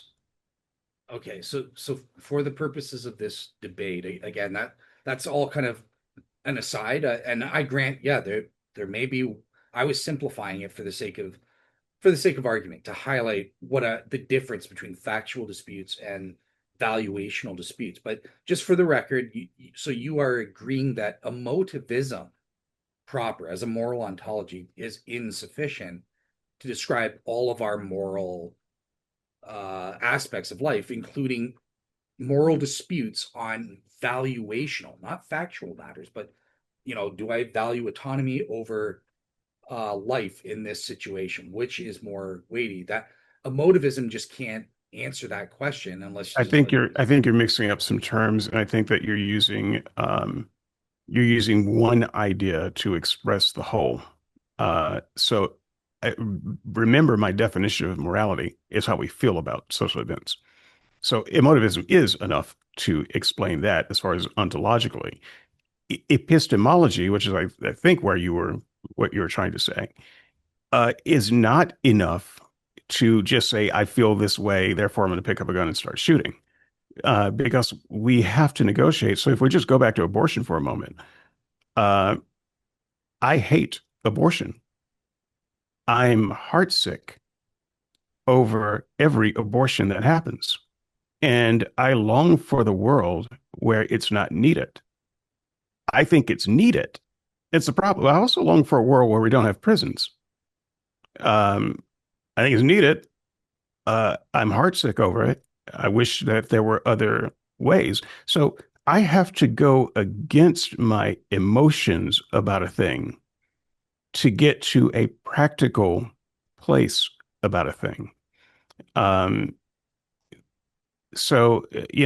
emotionally, there are people that I would love to punch in the face, and I'm strong enough to do it and make it stick. Uh, Rationally and practically, that would be against my enlightened selfishness to do it. That would create a world that I would not want to live in. And it would also put me in a place where I don't want to be.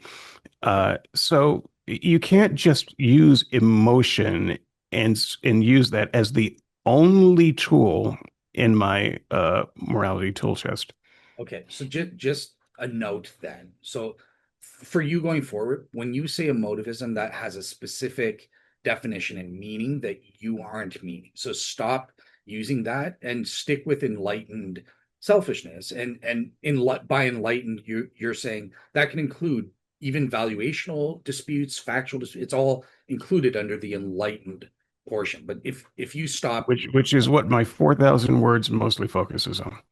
Yeah, but then don't say that moral thing, emotivism is not true under your view, and Well, yeah, everything. but emotivism is about moral ontology, and it deals with a definition that is you have to take in the definition into consideration. I don't believe that morality is a thing.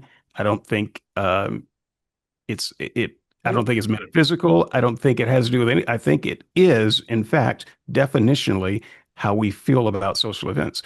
okay, so I That's would that's what morality is definitionally for me. so let me ask this then. I think there's a distinction.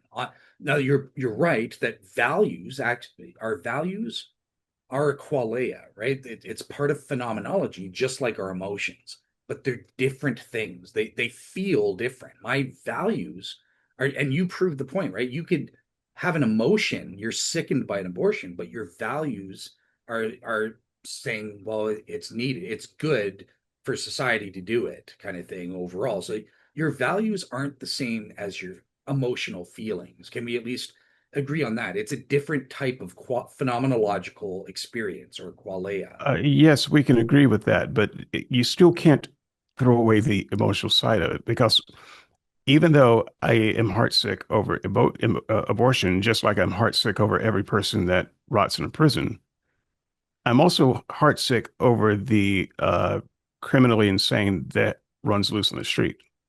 So that those are two emotions. Those are emotions.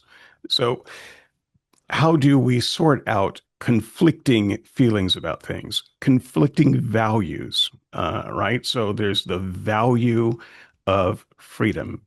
No one should be put in a cage. And there's the value of societal protection. So dangerous people will need to be put in a cage. Those are conflicting values at their core.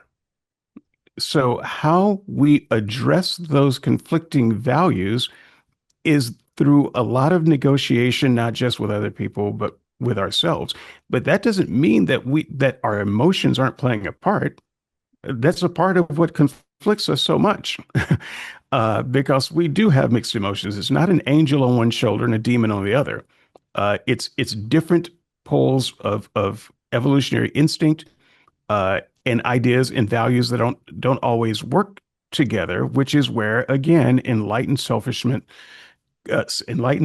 comes in to save the day, because at the end of the day, we have to think about what is the thing that's going to make us be the best version of our social selves that we can, which means making the best society that we can. Which of these awful things are we going to have to do to make that work? Okay. Okay. So But we didn't suspend emotion in any of that. That's still taken into account. But at the end of the day, enlightened selfishness uh, yeah, rules what we do. remember, I'm the design plan is both and like I'm on your side that yeah, like our emotions are designed to provide us with moral knowledge within a very limited scope, kind of thing. But it's both and right. Like God has provided us with multiple faculties that help or play a role in our coming to moral knowledge. So I'm not denying anything kind of thing. And I'm establishing from you that you're not, because the way you presented it does look like it was an either or. So I'm glad that you're specifying no, you agree with the Christian that it is both and it, there are multiple things that can play a role in helping us come to moral knowledge and stuff like that. So I think we're agreed. I think we are. So let's find some disagreement then. Uh, Okay, you got something? yeah, it was another. Okay, because I had something if you didn't. Okay, yeah, it was another big one. I've got Oh, one or two grenades in my pocket. okay. Well, I went last time, so I'll just make a note and you can initiate this one. Okay, this one is a minor one, but it helps to establish why I think moral ontology is a farce. Because you and I largely, it seems, agree on uh, moral reasoning and negotiation. So it doesn't matter what drove us to the table. It doesn't matter why we believe what we believe. Neither one of us wants to see terrorism, right? So both of us want the kind of world where planes aren't flying into buildings. I don't care why you believe it. a little squirrel tapped your window and said, um, world would be better if people didn't fly into buildings. And you said, "That's right, little squirrel. Thank you. I don't care what kind of crazy you got." Right? So Let me just say, thank God I'm not the only one squirrels talk to. I thought I was we're the only not, so we're not going to talk about our squirrels. All right. I'm just saying, I don't care what's going on in your head. It doesn't matter to me. What matters is that we both want to live in the same kind of world. And so you can make up any story you want about a God, his nature. Um, he's the one who tweaked my feelings to be this way so that I feel this way. I can get to those feelings without any of that. Right. So the thing that we have in common are the feelings and the desire for a better world. Moral ontology doesn't matter. It doesn't matter because it doesn't change the fact that you and I are at the same table wanting the same goal. So it just becomes a matter of philosophical gamesmanship in that sense. So I don't care if you say the reason I think that it's better to have fewer terrorists is because God wrote his law in my heart. Cool. Don't care. It doesn't matter. Uh, you're a Christian, I'm an atheist. We have the same idea. If you want to take the win and say, yes, but every good idea you have is from God, and I say that every good idea that you have comes from nature, doesn't matter. We still have the same good idea. So, moral ontology. So, Okay, so this was one of the things I wanted to talk to you because it is something that's interesting, right? So we've kind of discussed what the faculties are, how they operate together. They're mutually reinforcing, at least according to my standard, my way of saying the design plan, because they've been designed by God to work this way. Now you've contrasted that and said, no, it's just built in through evolution. And so yeah, I think this is kind of a good area. Like, okay, can we actually adjudicate it? Is it by design or not? And well, first, is it necessary that we adjudicate it? no, I thought that's what you No, wanted. no, no, no. I'm not saying. I mean, look, I'm happy to have the discussion. I brought it up. I'm just saying that part of the point is not can we adjudicate it, but would it matter? I think that everything that we see in our human makeup can be described, explained by naturalistic processes. You believe that everything in our human makeup is consistent with your idea for a God. I think that yours is fantasy and mine is real, but it doesn't matter. We both can tell consistent stories about your God and how we're made, and my evolution and how we're made. So, is it actually necessary for us to come to the table? Is it necessary that we have the same origin story? So, okay, so on one level, on the just the moral epistemic level, no, I don't think it matters because look, hypothetically, God could have set it up that the evolutionary process is how we acquired these faculties and stuff like that. So on that level, it doesn't matter. But the only thing is, if it's naturalistic evolution, that will lead to implications on the issue of moral ontology, which I know is not the topic of this debate and stuff, right? Like I would say how I don't care if you bring it. That's fine. We're I kind would of just talking about moral ontology right now and whether or not it's necessary. So, so I would just be concerned with naturalistic, unguided naturalistic evolutionary processes that designed our emotions, our reasoning skills for moral deliberation, all of these faculties that we mhm. use. There would be this concern, like, well, how do we know what we call good is actually good and stuff? And that, again, that's that moral ontological issue, like where I want to know, like, no, it's actually good not to rape someone. It's actually good thing. Or sorry, yeah, not to rape someone is good. It's good to tell the truth versus lie. Again, just on its value, the principle of truth, stuff like that. Again, not getting into conflicting scenarios and stuff like Well, that. can But I ask you then, since you're there, explain to me why it's necessary for you to know that at some metaphysical level?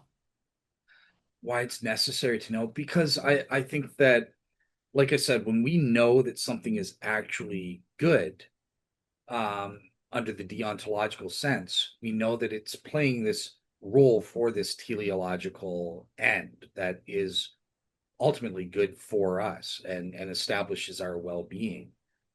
Um, with random natural evolution, it's just arbitrary and stuff like that. Like for all we know, it may actually, I mean, look, for the ancient Roman Empire, we talked about slave. The point is slavery worked and was good for society for centuries.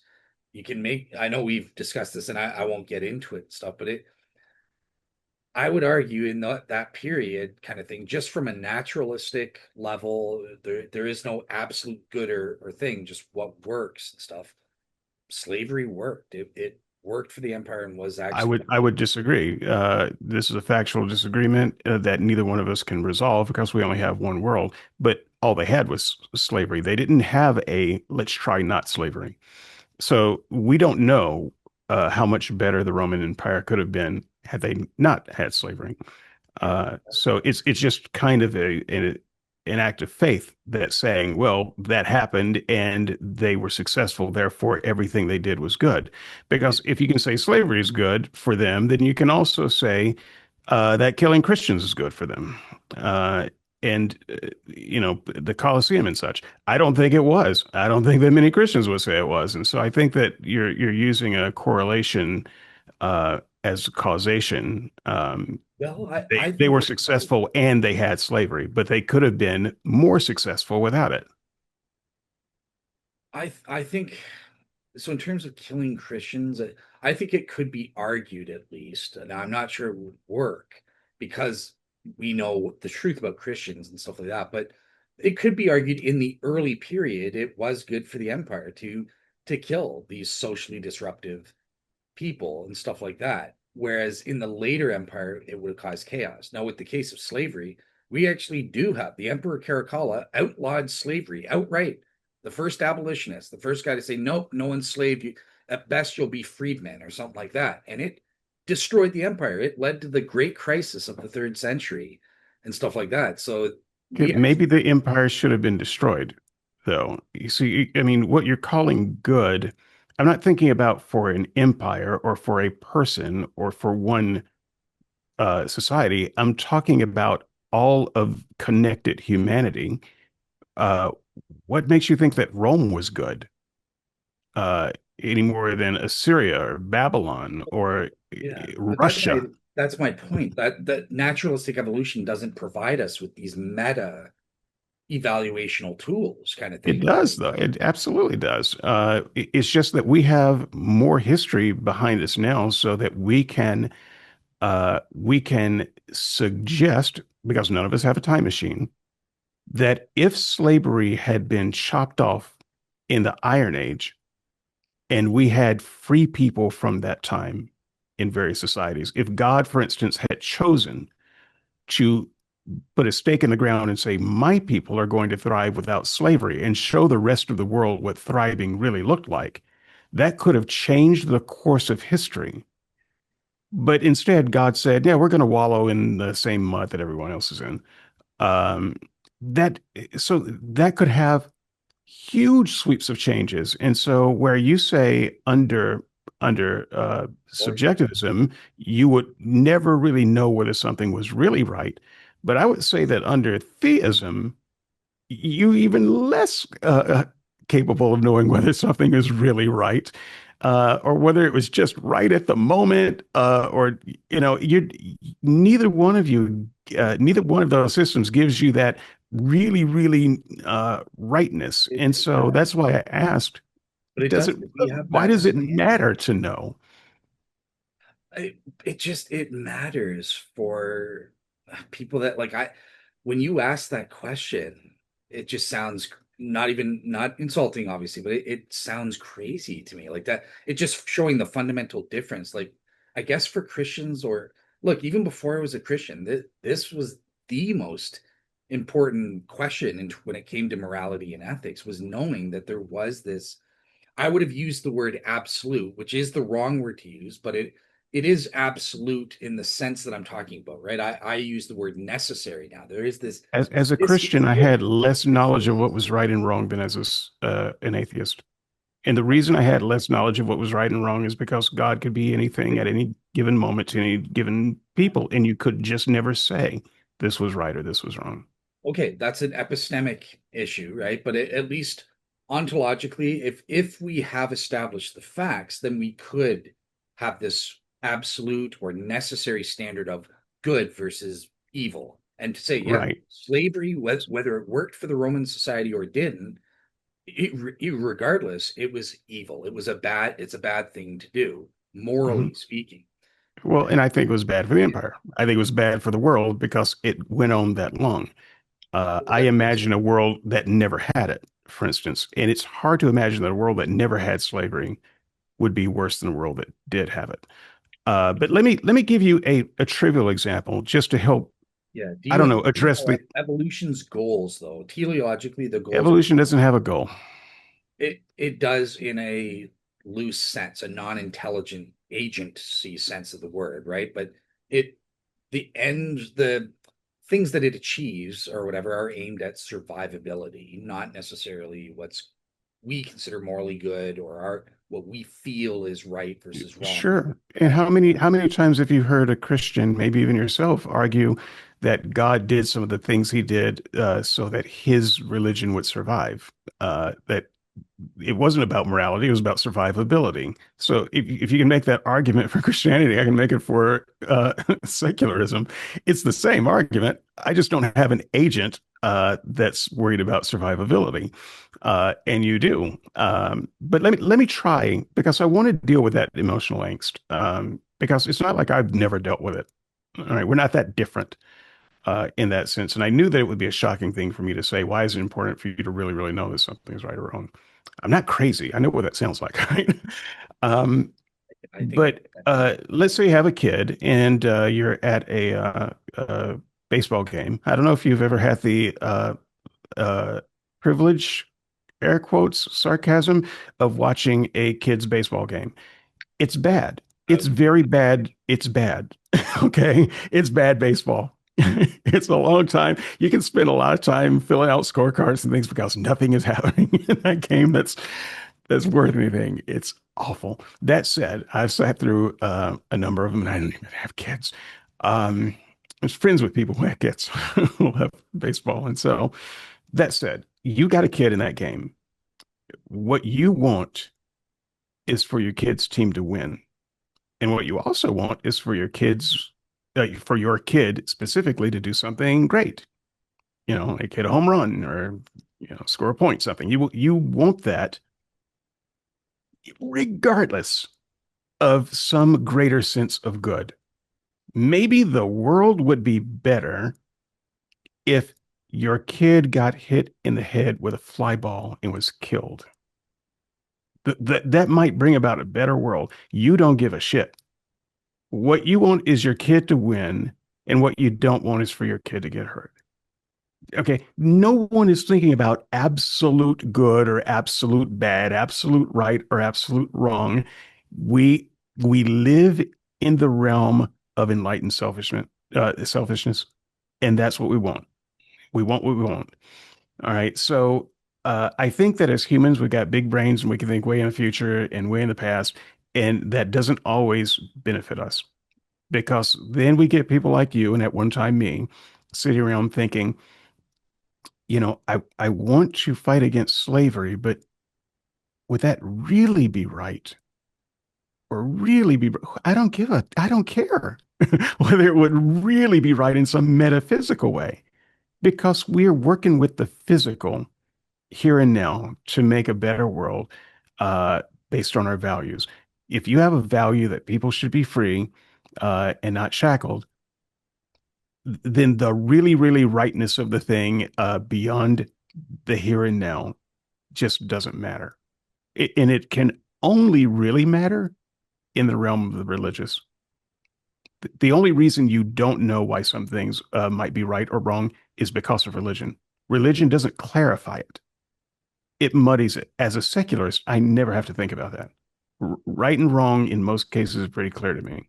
And if you say, well, but there's another level, a deeper level, a metaphysical level, I just don't care. I don't see that level.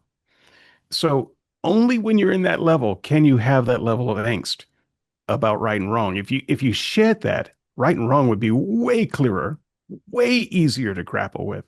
Um, and I think that's the level as a human that we can, and anything else is it requires something other than humanity for them. We just don't need that level. We don't need it. And so that's why I hurt for you a little bit because I've been there when you ask when you say a thing like, yeah, but I want to know if it's really right. And this is what I'm saying. I don't believe in morality. There is no really right. The really part is doing a lot of heavy lifting. And you have to examine what you're bringing in with that heavy lifting. Yeah, and like I said, we got into that in our former show on moral ontology, but I did just want to raise that and specify that, yeah, like there is that absence, and that to some extent plays a role epistemically. It at least it would for me, or can for you hear it from Christian. This is why we keep bringing this up, and much to the chagrin of you and other atheists who stop raising this issue all the time. I don't want to talk about this. I want to talk about and stuff like that. But there is this reason because it has logical implications for epistemology and how at least certain people would behave, and I would argue I all of us, but I would agree with that in part. Right. I think that if you have a religious commitment about something, if you're an ideologue, and I don't even think you need religion for this, yeah, honestly. Plato, for If you're example. if Yeah, you're an ideologue, you can blow up a building um, full of people. You could blow up a school, a preschool. An ideologue can bypass any level of humanity in service to some kind of ideal, which is why heavy idealism can be very, very dangerous. It short circuits other paths of reasoning that you should have because everything gets condensed down to this ideal. And I think that religion is particularly bad about that, although I think statism can do the same thing. Um, so this is just kind of a part of the whole is it really really right kind of thing because you're saying to yourself, well, just I can imagine there were plenty of soldiers in the Israeli army saying to themselves, okay, so we're going to kill all the fighters in front of us. Are we really supposed to kill the babies? That because these soldiers had babies. Are we really supposed to kill the babies? Are we? And just imagine the fight's over. The battle is over. They still have to go from building to building listening for a crying baby. And then they have to go kill it. There's no more fighting. They still have to kill it. The after action there. Oh, there's a pregnant woman we've got to dig her out of that pile and stab her because that was the order. You don't think that some of them would have questioned that? The only thing that could make them do it was a question like, but is letting these people live really right? You see, it's the really that drives them out of the realm of the human and into some other realm where ideology can short circuit everything else. I'll let you get the last word on that because yeah, I just wanted to raise that issue kind of thing. But here's my other objection that I think is important, and I know we disagree on it because we had a pre-talk. The issue of altruism. But Okay. I have a specific way. So I think that altruism is a real established phenomenon of our moral lives and our moral, it plays a role in moral epistemology. And I think that directly contradicts even in the fullest sense, granting you everything you want about enlightened selfishness, this is fundamentally contradicts any experience of altruism. And I just want to say this as so by altruism, I don't even necessarily believe that in doing good for goodness sake. Like, what does that mean? No, no, there has to be something in it for people, persons are what matters, not moral rules, right? The moral rules help persons achieve their well-being, and that's why we follow these rules. So I agree with David that goodness for goodness sake is nonsense. It doesn't make any sense unless you involve that teleological element. But enlightened selfishness is saying, oh, hey, I'm enlightened because hey, I good for society as a means to an end. Ultimately, it's about me. Like I've got to benefit from this, and yes, by helping others, I can help myself and stuff like that. But there is actual altruism, and I can say this even in the sense where I'm talking about an ultimate stuff where yes, like there, I want there to be something in it for me as well, kind of thing. Like I care about going to salvation in heaven. And if I had 100% knowledge that I was going to hell, okay, maybe I would be compelled, maybe I would rebel and say, well, what do I care about helping others go to heaven? There's nothing in it for me. But the point about the altruism is like, no, we do actually care about the well-being of God and the care about the well-being of others. I actually do care about helping others achieve salvation selflessly. That isn't to deny that I also, in addition, at the same time, have this selfish motivation, not selfish in a sinful way, but yeah, I also want to be saved. I want what's good for me, what God designed for me. I want to benefit from that. So by altruism, I mean it in this mutually beneficial way that I don't think enlightened selfishness, even granting the most generous charitable understanding, is ultimately selfishness only. Whereas no, that and where as far as our concern, as far as the enlightenment bit, yeah, that's a means to an ends only. Whereas the proper way is mutual beneficent as the ends in themselves. I actually care about you achieving your well-being, and that's why I'm following these rules as much equally as me achieving my ultimate purpose in creation, and also even God. That God's a part of the others. He's a tri-personal being. I care about him getting what he wants as well. So there's this altruism in the sense of mutually beneficial things. I'm just as important as the next person and stuff like that. And I actually care about all of us getting it, not just as a means to an ends, but the others are the ends too. And I don't think enlightened selfishness gets us to care about the others in themselves, including God and the others there. Okay. So taking God out of it, I would just say that there's nothing about what you're calling altruism, caring about the other, that's not easily explainable by evolution. Now, I'm not a biologist, so take all of that with a grain of salt.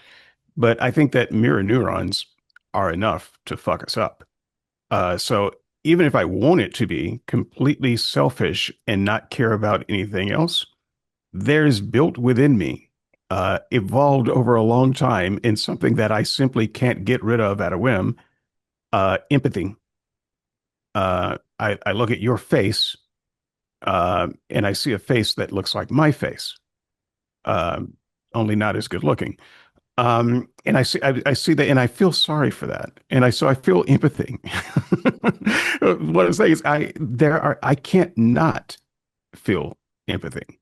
Um, so total selfishness is only possible through mental illness, and we call that sociopathy. So if you're not a sociopath, evolutionarily speaking, Hmm. you can't not care about the other. That's not metaphysical in any way. It doesn't require any magic for that.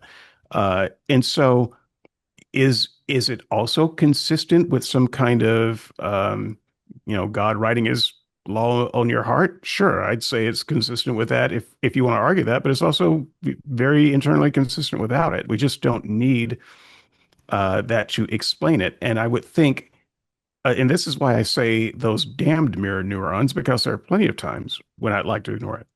If there's an emergency and we're let's say a plane crashes, and just thinking about what I would do right now, let's say my wife is with me, I would crawl over and step on the faces of every old lady and child to get to my wife to get her out of the plane.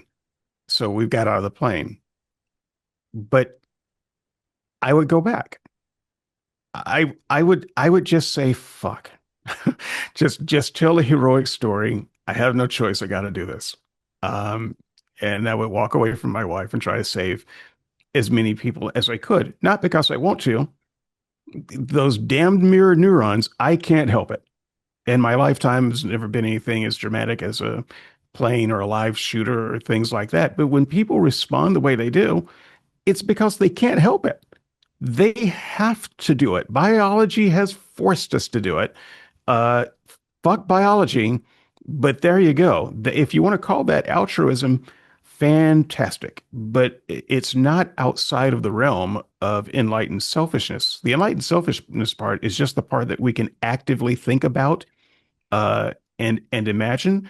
But the evolutionary part doesn't give a damn what we actively think about. It just is what it is. Okay. Okay. So I'll just explain then. So I wasn't expecting that answer. So okay, so that's great. Again, we just got into the evolution versus design argument. So I'm not going to get re-go over that. But okay, great. So your theory includes mirror neurons as the explanation for this aspect of our moral lives and moral epistemology. But you would agree, again, the reason I brought this up is because behind the scenes, when, and maybe David's developed his theory since then, but behind the scenes, at least in terms of enlightened selfishness, there seems to be an admission that David has to deny altruism, or at the very least say, well, it's not. Now he's saying, well, actually, it's not just that. There's also the evolutionary aspect. So he's defining enlightened selfishness in a way that's consistent, but doesn't entail altruism. Correct. Appealing I to still don't believe in altruism. I wouldn't call it altruism, right? The thing that distinguishes altruism from what I'm describing is altruism would be kind of like if a person could remove themselves from the cause and effect of the nature that has made them and that they're in to then to make libertarian decisions about doing good or not. Remember, I'm a determinist, and I don't believe that's possible. Uh, and that's so when we do good, there are plenty of natural explanations for it, and we can tell ourselves stories about how altruistic we were. I mean, I can talk about the people that I brought in off the street and let's stay in my house at times. Was I a good person? Not really. That doesn't make me laudable, right? I wouldn't call it altruism, although at the time I would have maybe thought so. But that was exactly who I was going to be and what I was going to be, no matter what I thought I wanted to do. There was never a time except the time when my wife and I became foster parents, when we really had a lot of time to deliberate about some particular good that we wanted that would be sacrificial. But then again, we all have the drive of reproduction and nurture. So we have a drive to be parents. That's a drive as well, stronger in some than others. Apparently, strong enough in me that I did it. That doesn't make me altruistic. So that I just want to clarify that. I think that to say that something is altruistic, it would require you to pull yourself out of nature and make a decision that was not acted upon by anything else. okay. Okay. So the clarification again, I don't think, obviously I don't believe your theory is true, but I think it would, in terms of answering this objection, you're saying evolution designs within us certain natural things, including what we would call altruism, right? Selfless, some kind of good selfless thing or something like that. And that isn't entailed by through your it actually contradicts your enlightened selfishness, but you're just saying the world's messy. Yeah, we have competing aspects to our moral decisions and stuff. One's driven by evolutionary natural drives and mirror neurons and stuff, and those contradict your notion of like enlightened selfishness, and that's just the way the world is. So are I you don't see them as contradictory. How do you see them? I agree with those elements. I just don't see them as contradictory. Well, because altruism by definition is taking you out of the equation. And I think we can't, there are examples where we can and do this, at least on localized levels. I don't think I don't think we can do that on the ultimate level of like salvation, our ultimate purpose, but on the localized level, yeah, we can, because we are capable of caring about people as ends in and of themselves, whether that's through design or mirror neurons, whatever you want to say. I'm not debating that here at this part. The fact is that is a possible thing that allows us and plays a role in our moral epistemology. I can do things selflessly for the sake of others, but that is impossible by definition, because that's not selfishness, that's not enlightened or otherwise. The selfishness, you always have to be a part of that equation, but you seem to be saying through evolutionary mechanisms we can contradict that, and there are rare occasions or some occasions where we're not a part of that equation, and that's also a part of our moral lives. It's just, Yeah. we've I, got I that think that we have a similar conclusion that people can do things that appear to be here. selfless, and we're just telling different stories about how we get there. So I don't care about the founding stories. Under enlightened selfishness, I keep calling it selfishness. But Maybe wait, I should coin that. when you say appear, that's no, there actually is. Okay, but I say appear, you say is, and I don't know that we are still saying things that at the end of the day contradict, because we're agreeing on the behaviors. And we just have different stories about the behaviors, Yeah. about everything that came before the behaviors. Free will is something that I would say it appears that we made a free will decision, and you would say, no, we did make a free will decision. Well, I don't care. We both made decisions. So I, Potato, potato yeah, you're right. It doesn't does. matter. Um, so I at the actually, end of the day, it is possible to be selfish, and I do include this in the write-up. I hope I included it in this one. That people can sacrifice themselves in acts of selfishness. It's a part of it's a part of the mechanism, because we have extremely strong drives to protect our clans. Well, how do you protect a clan? You go to war against another clan. You're a soldier who is at a high probability of dying or getting injured. Well, why do we do that?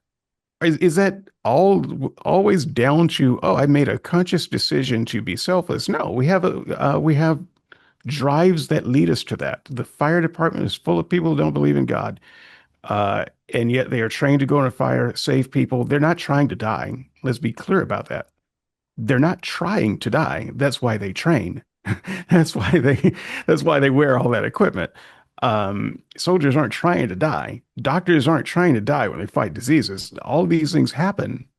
But these are the drives that save and protect our clans. So if that looks like altruism, I'm fine with that. I think that there are naturalistic reasons for it, but I think that people have all kinds of reasons to selfishly sacrifice themselves for others, because in some cases, and I'll just give you an extreme example, there may be someone who's a criminal. They're just a terrible human being, and they commit the worst kinds of crimes all the time, and they're always one step ahead of the law, but they know that it's going to catch up with them soon. Detectives are there. He's on their heels. It's almost up, and there's a burning building, and he sees someone in there on a higher floor, and he rushes in to save that person. Now he went from criminal to hero, and if he dies a hero instead of living as a criminal. Selfish motivations, right? I'm not saying that's the case every time that extreme, but I use that extreme example to show how one can selfishly self-sacrifice. Yeah, I don't disagree with you that one can selfishly self-sacrifice. I mean, Nero did it. He's the gold.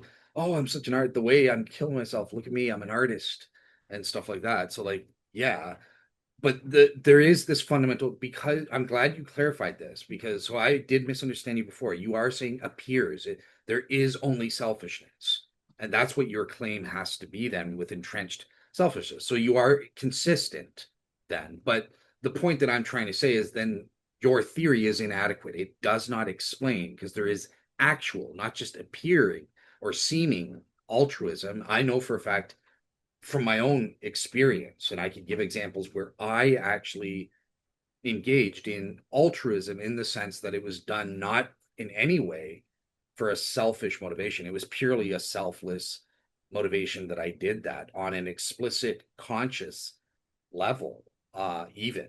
So like it wasn't even unthinkingly.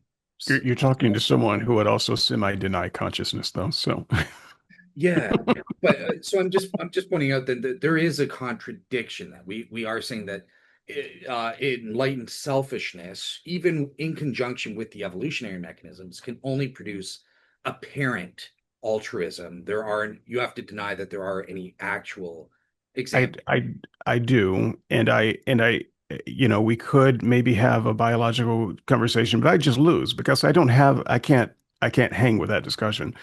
I can show you that we know many cases where dogs died to save their masters, where they threw aside any concept of life, limb safety. And we know that dogs consider things that could harm them. They consider it before doing it. They're not just rushing into death all the time. Otherwise, every dog would just be dead because they're stupid. They're not. And they learn and they think, okay, that thing could hurt me. I'm not going to do that. But this thing, yeah, I can handle that. So I'm going to do that. Sometimes they're wrong, but they're not suicidal, except when it comes to saving their beloved masters. Some of them are. They do this. Are they altruistic? No, I think they're demonstrating a natural instinct to save one's clan. And I don't know that we could ever say more than that. But if you're saying that humans are altruistic, then I think that you have to apply that to other animals too, in which case you'd have to say, well, they're also moral. And I don't. I think that we are all amoral animals who are living on the skin of enlightened selfishness, Or they were designed by God to engage in stuff. But which is I, I just which want to gets make into the ontology, which I don't think matters. so okay, okay. But so all this talk of dogs, so I'm getting the point that Darren Loot needs to be put on a leash. Is that what you're trying to argue? Sorry, not That's Brian. exactly that's what I was saying. Yeah, Okay. that, obviously that's what I was saying, right? Yes, But that's what a lot of like I would approach Darren with a leash. Tell you what, you do the collar, and that's if you survive, and we'll see what happens with the leash. Look, we've got some people hanging on, and I honestly want to do an after show, and I've got some stuff that I do have to do today. So I want to limit it to if you've got one more issue so with that was me. my last one. Yeah, I just wanted to Okay. establish that I know for a fact that actual altruism exists from my own experience. Like, and as much as you can believe my testimony, this is and it wasn't an unconscious thing. It was explicitly altruistic. Again, on a localized level. I agree with you on the ultimate purpose thing. Yeah, like I think it's mutual beneficial. That's the way God is too. He cares about his own well-being. He gets something out of us being saved. He gets that loving relationship which he benefits from just as much as we benefit from and stuff like that. So yeah, that's the last point that I wanted to say, is that there are, at least on the localized level, provable instances of actual altruism, and that would be a contra that is not explainable and actually contradicts David's theory here. So yeah, that's it. Okay. I'm going to make a very brief closing statement. I'll give you the chance to do the same because it wouldn't be a 4S without it. Uh, so you'll have the last word. First of all, skepticsandseekers.squarespace.com. Log in your Discuss account, discuss away. In case I forget to say that. My closing statement is this. At the end of the day, remember that ridiculous grant that I made up front. And I even doubled down on the grant and added to it later in the show. It has not hurt me one bit. And I honestly thought that it might, and I might have to bail. I was prepared to wave the white flag and bail because it's a stupid thing to grant in a conversation like this. But the reason I felt like I wouldn't have to bail uh, is played out in the conversation. Because at the end of the day, what matters is what we choose to do and what we can negotiate as a society to have a better society for all of us.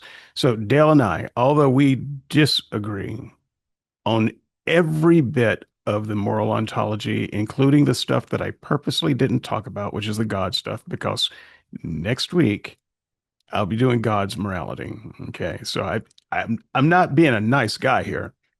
That's just next week's show. So tune into that. What I wanted to explore this week is when you have people with such diametrically opposed ideas, when you look at how they make moral decisions and the types of moral decisions they come to, how different is it really? Not really, which makes all the other stuff kind of nonsense, kind of bogus. Because whether we agree on the ontology or disagree, look at the Christians who agree on the moral ontology and fight wars against each other because they disagree on the specifics. The ontology doesn't help.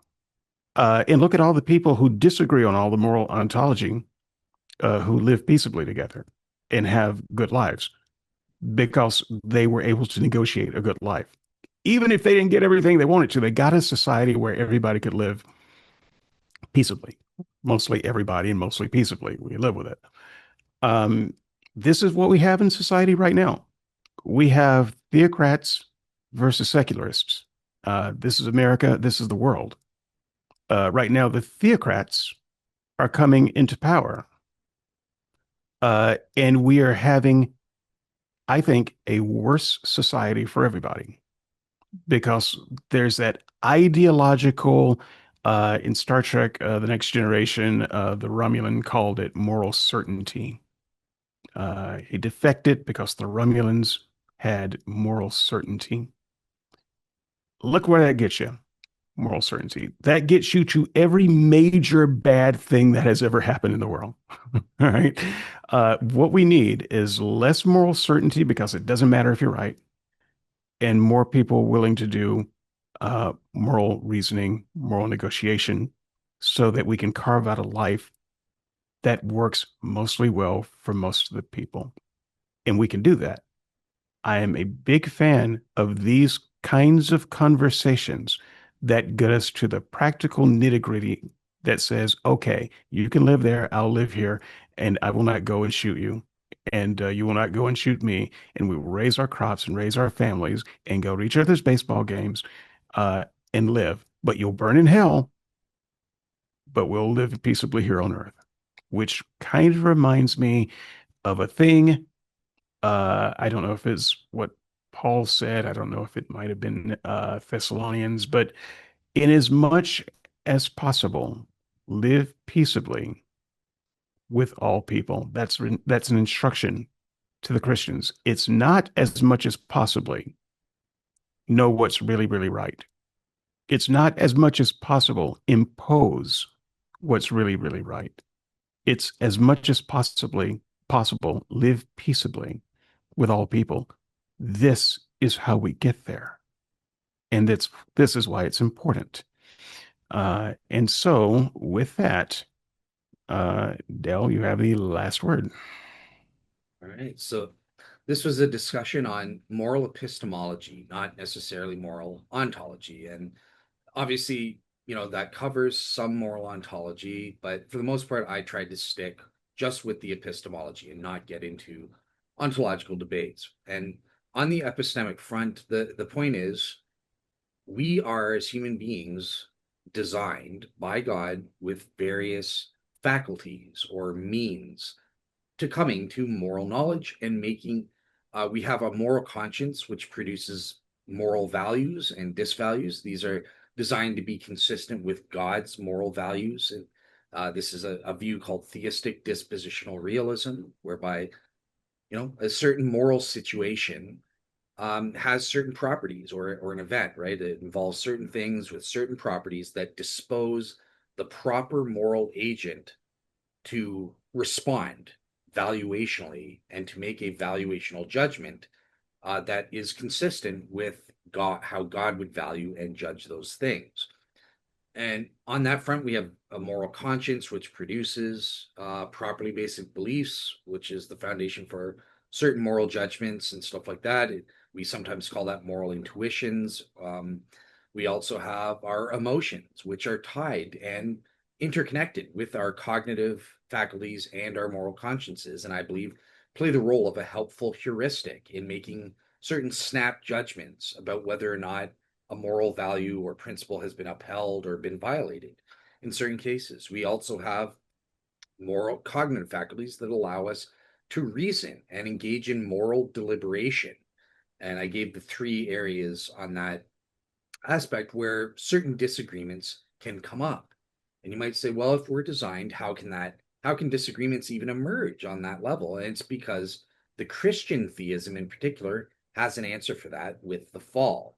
Our faculties have been corrupted to varying degrees, depending on, how receptive we are to, the effects, noetic effects of sin and the effects of sin on our moral conscience and stuff like that.